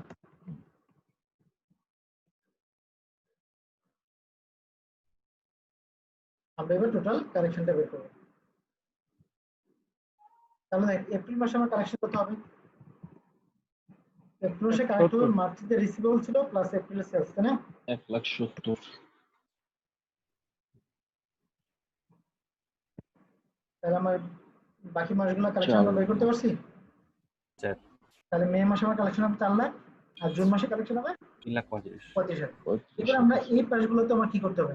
সাম করতে হবে। তাহলে প্রথমে আমার কি অ্যাকাউন্ট রিসিভেবল ব্যালেন্স, এটা সামটা করি আমি। মানে প্রতিটা আইটেমে সাম করতে হবে। 30,000। আর কোনো কোশ্চেন আছে? না স্যার। আর কোনো কোশ্চেন থাকলে করতে পারেন। তাহলে আমার 90,000। কালেকশন হবে কত? 9,05,000। আর কোনো কোশ্চেন আছে? এই যে স্যার একটা প্রশ্ন। জি স্যার এটা ঠিক আছে স্যার, আপনি যে এই যে হলুদ যে স্ট্রেট লাইনটা স্যার যেটা আমরা করলাম, সেটা যদি না করি স্যার এটা ভুল হবে? যদি আমরা টোটাল কালেকশনটা করলাম, আপনার টোটাল কোয়ার্টারের কালেকশন কত যদি বলা হয়? স্যার 9,05,000 যে টাকাটা স্যার, জি ওই টাকাটা তো আমরা করছি যে টোটাল কালেকশন নিচে দিয়ে, বাট পাশে দিয়ে যেটা করতে হচ্ছে 30,000 করে, আবার 1,90,000 বা 4,75,000, এটা কি স্যার করতে হবে? Is it mandatory? করে দিলেন না, ম্যান্ডেটরি না, বাট ফর্মুলাটা এরকম যে আসলে করবেন, ঠিক আছে? ও ওকে ওকে স্যার। কারণ কি আপনার ম্যাচ করানোর একটা ব্যাপার আছে। Clear? Thank you sir. Okay, এই যে 75,000, এই 75,000 টাকাটা কি থাকে? আমার জুন কোয়ার্টারে আমরা হলো বাজেট করতেছি। তো এই যে 75,000 টাকা, এটা হলো জুলাইতে আমার কি হবে? অ্যাকাউন্ট রিসিভেবল কালেকশন হবে। জুন মাসের 30 তারিখে আমার কি করতে হবে? এটাকে অ্যাকাউন্ট রিসিভেবল হিসেবে শো করতে হবে, ঠিক আছে? তাহলে এই অ্যামাউন্ট হলো আমার জুন 30-এ অ্যাকাউন্ট রিসিভেবল হিসেবে থাকবে, তাই না? তার কোনো কোশ্চেন আছে এই জায়গায়? না স্যার। ওকে, তাহলে আমি দুইটা জিনিস করলাম, একটা সেলস বাজেট করলাম, একটা এক্সপেক্টেড কালেকশন বাজেট করলাম, ঠিক আছে? জি স্যার।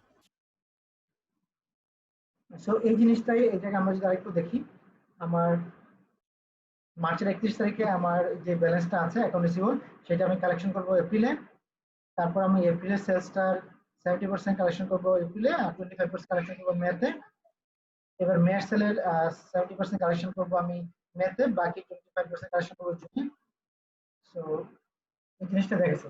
তারপর জুনের সেলসের 70% কালেকশন করব জুনে, বাকিটা এই জায়গায় শো করে নাই, বাট আমরা যখন করবো তখন আমরা ওইভাবে শো করে যাবো, কারণ এই জিনিসটা আমাদের ব্যালেন্স শিট করার সময় অ্যাকাউন্ট রিসিভেবল হিসাবে কি আসবে আমাকে দেখাইতে হবে। এবার আসি আমরা প্রোডাকশন বাজেট। নর্মালি সেলস বাজেটের উপর বেস করে আমার কি করতে হয়? প্রোডাকশন বাজেট তৈরি করতে হয়।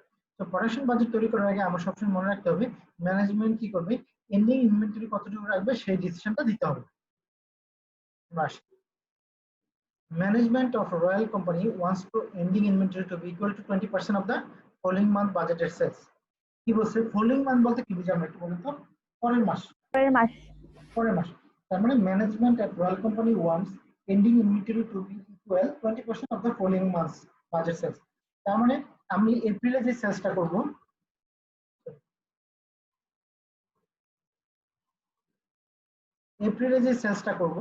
এপ্রিলে আমার ভলিউম কত আছে?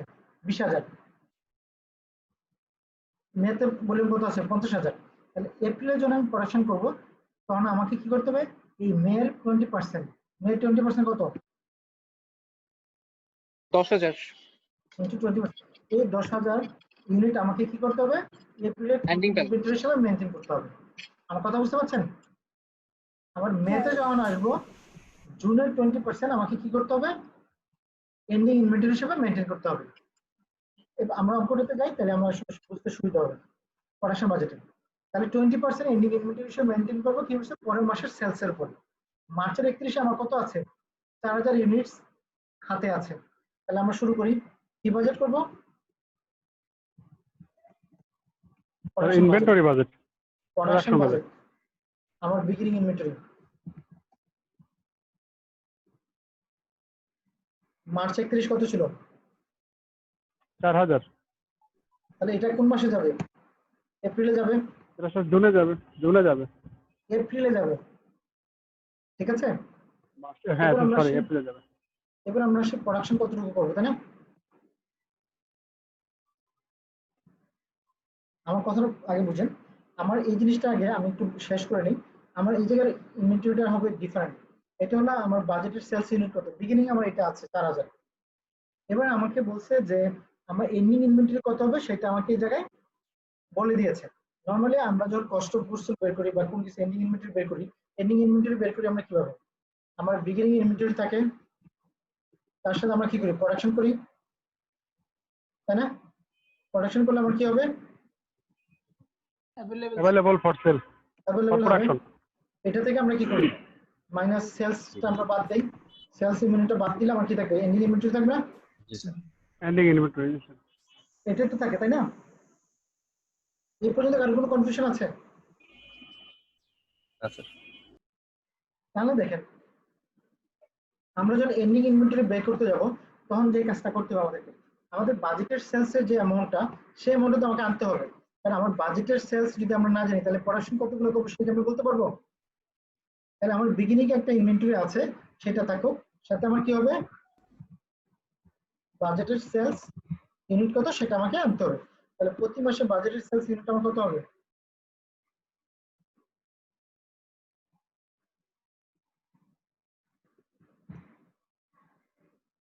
কারো কোনো কোশ্চেন আছে এই জায়গায়? কারো কোনো কোশ্চেন আছে? এবার আমরা দেখি, দেখেন আমাদের যে বাজেটের সেলস আছে, কারণ এটা তো আমাকে কি করতে হবে, সেল করার জন্য বের করতে হবে। এটার উপর বেস করে আমাকে কি করতে হবে, এন্ডিং ইনভেন্টরি যোগ করতে হবে। কারণ এন্ডিং ইনভেন্টরি আমাকে কি করতে হবে, প্রোডাকশন করতে হবে। তাহলে আমাকে এন্ডিং ইনভেন্টরি কি করতে হবে, প্ল্যান করতে হবে। এন্ডিং ইনভেন্টরি সবসময় কত হবে, এর পরের মাসের যে সেলস আছে তার কত পার্সেন্ট, 20%। 20%। এটা সমান কত হবে, এটা হবে জুলাইয়ের সেলস। ঠিক আছে? কারো কোনো কোশ্চেন আছে এই পর্যন্ত?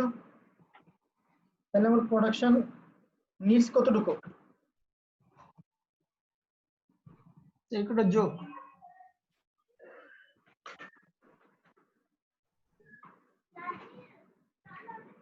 এটা হবে আমার প্রোডাকশন নিডস, তাই না? এই পর্যন্ত আমার থাকুক, কারণ আমার ওগুলো নিয়ে আমার দরকার নেই। এই জিনিসটা আমার এখন না করলেও হবে, আমরা এই জিনিসটা একটু পরে কথা বলি। এই পর্যন্ত কারো কোনো সমস্যা আছে? আচ্ছা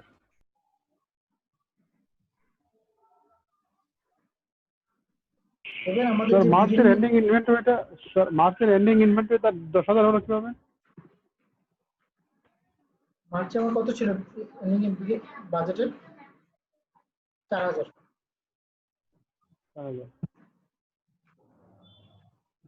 প্রোডাকশন রিকোয়ার্ড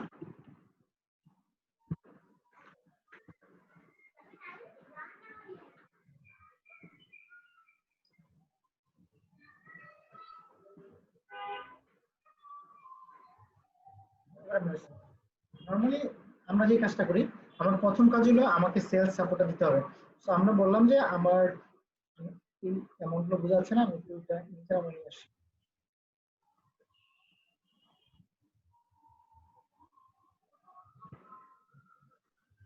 এপ্রিল মাসে আমার বাজেটের সেলস ইউনিট কত ছিল, 20,000। ম্যানেজমেন্টের প্ল্যান হলো আমাকে কি করতে হবে, পরের মাসে সেলসের উপর 20% আমাকে এন্ডিং ইনভেন্টরি রাখতে হবে। তার মানে টোটাল আমার প্রোডাকশন নিডস কত হবে, আমার সেলস যতটুকু হবে প্লাস আমার এন্ডিং ইনভেন্টরি যতটুকু রাখতে হবে। তো দুইটা আমি বের করলাম, ঠিক আছে?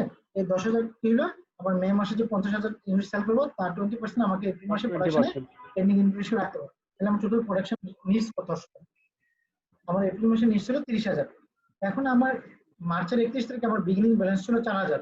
সো 4,000 বাদ দিলে আমি যতটুকু দরকার সেটা হলে আমি কি করবো, প্রোডাকশন করবো। ঠিক আছে? তাহলে প্রথম মাসে আমি প্রোডাকশন করছি কত, 26,000। এবার আমি ম্যাথে যাই, ম্যাথে যখন যাবো আমার 50,000 হলো আমার সেলস, আমার 6,000 আসছে থেকে জুনের যে আমার 30,000 ইউনিট সেলস আছে তার 20% আমি ইউনিট হিসেবে রাখবো। তাহলে আমার টোটাল প্রোডাকশন নিডস কত, 56,000। এবার আমার বিগিনিং ইনভেন্টরিটা বাদ দিতে হবে। তাহলে এপ্রিলের যে এন্ডিং ইনভেন্টরি আমার মে মাসে এটা কি হবে, বিগিনিং ইনভেন্টরি। আর কোনো কনফিউশন আছে? সিমিলারলি আমরা এই কাজটা করে দিতে পারি, 6,000। কোনো সমস্যা আছে? এবার আমরা আসি কোয়ার্টারে। এই কোয়ার্টারে আমার এন্ডিং ইনভেন্টরি কত, 5,000। এটা হলো ইম্পর্টেন্ট। দেখেন আমি এই জায়গায় যখন টোটাল করেছি, টোটালটা আমি কিভাবে করেছি, আমি পুরোটা যোগ করেছি। আমি কি করেছি, এই সবগুলো তিনটা যোগ করে আমার টোটাল বাজেটের সেলস ইউনিট 1 লাখ করেছি। যখন আমি এন্ডিং ইনভেন্টরি আসছি, তখন এপ্রিল মে জুন তিনটা মিলে একটা পিরিয়ড। তো ওই পিরিয়ডে আমার লাস্ট ইনভেন্টরি যেটা থাকবে সেটা হলো আমার এন্ডিং ইনভেন্টরি। আমার বিগিনিং ইনভেন্টরি কোনটা ছিল? চলো চল বিগিনিং ইনভেন্টরি হবে ওই কোয়ার্টারে ফার্স্ট ইনভেন্টরি। তাহলে আমার এই কোয়ার্টারে আমার প্রোডাকশন রেকর্ড কত? 1,01,000।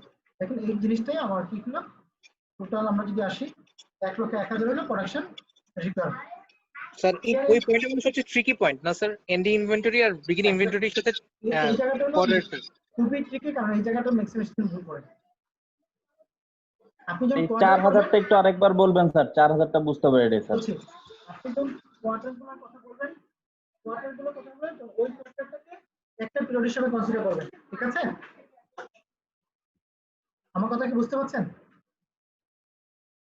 না স্যার।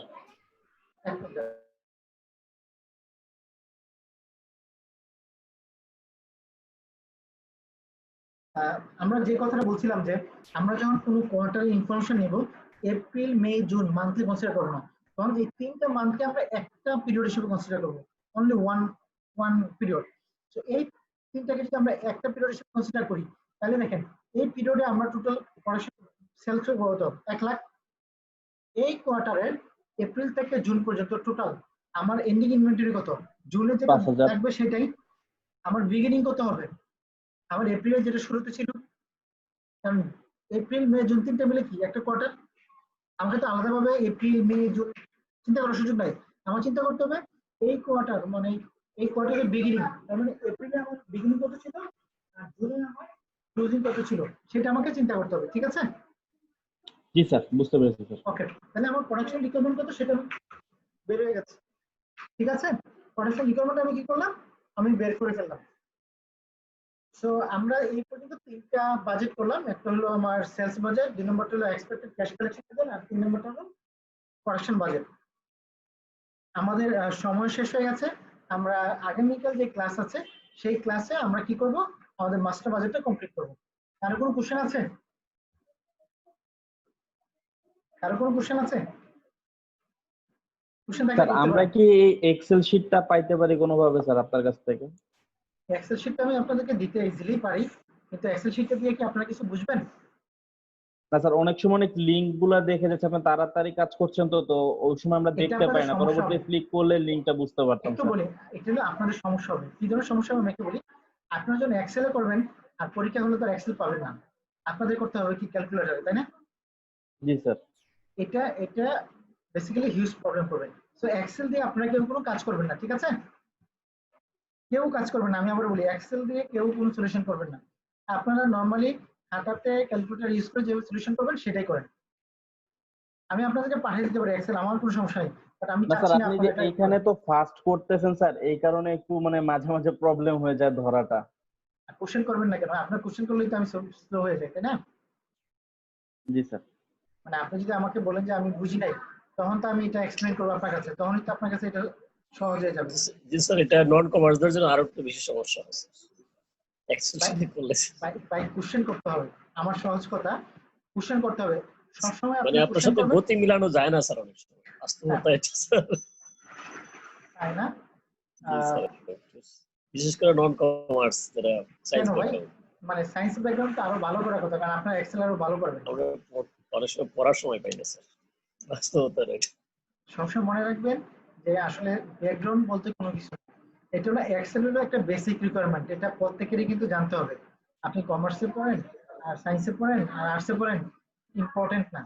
ইটস হলো এমন একটা স্কিল যেটা ছাড়া আপনি আসলে কোনো কিছুই করতে পারবেন না। এক্সেল শিখে নেবেন সবাই। আর আমি আবারও বলছি, আপনাদের জায়গা কোথায় এক্সেল, কোথায় শিখবো শেখার জন্য, কোথায় যেতে হবে এক্সেল শেখার জন্য? ভাই ভাষা ইউটিউবে দেখবেন ভাই, এক্সেলে আমার শেখার সময় আছে না। আমি আবারও বলি, এক্সেল যে কি জিনিস সেটা আপনারা এখন বুঝবেন না, যখন জব করবেন তখন বুঝতে পারবেন। যারা এক্সেলে এক্সপার্ট তারা একটা কাজ খুব অল্প সময় করতে পারে, যে জায়গায় আপনি এক্সপার্ট না হলে আপনার হয়তো একটা রিপোর্ট তৈরি করতে 3 দিন সময় লাগবে, ওটা যিনি এক্সপার্ট তিনি 10 মিনিটের ভিতরে কাজটা কমপ্লিট করতে পারবেন। একমাত্র আপনি কি জানেন না জানেন এটা আসলে ম্যানেজমেন্ট দেখবে না। আমি আমাকে ফ্রাঙ্কলি আপনাদের এন্ট্রি লেভেলে বা মোটামুটি মিড লেভেলে আপনার এক্সেল কতটুকু সাপোর্ট দিতে পারছেন, রিপোর্ট কত তাড়াতাড়ি প্রিপেয়ার করতে পারছেন, ডাটাবেস কত সুন্দরভাবে ম্যানেজ করতে পারছেন, এটার উপর বেস করে আপনার পারফরমেন্সটা ইভ্যালুয়েট হবে। আপনি কতটুকু জানেন এই লেভেলে আসলে ইয়ে করার খুব সুযোগ কম, বুঝতে পারছেন? সো এক্সেল এবং পাওয়ার পয়েন্ট এই দুইটা জিনিস খুব ভালোভাবে শিখে নেবেন। আবারও বলছি, এই দুইটা হলো বেসিক স্কিল। এই দুইটা না থাকলে আপনাদের কারোর জব হবে না, আর হইলেও থাকবে না। আমার কথা কি বুঝতে পারছেন? জি স্যার, বুঝতে পেরেছি। তো থ্যাংক ইউ সবাইকে। আমি আবারও বলছি, আপনাদের কারো যদি কোনো কনফিউশন থাকে বা আমি তাড়াতাড়ি গেলে না বুঝেন, তাহলে আমাকে কি করবেন, জাস্ট বলবেন যে এই জায়গায় প্রবলেম হচ্ছে, আমি আপনাদেরকে আবার এক্সপ্লেন করবো। তো থ্যাংক ইউ সবাইকে, আবার দেখা হচ্ছে আগামীকাল। Thank you sir.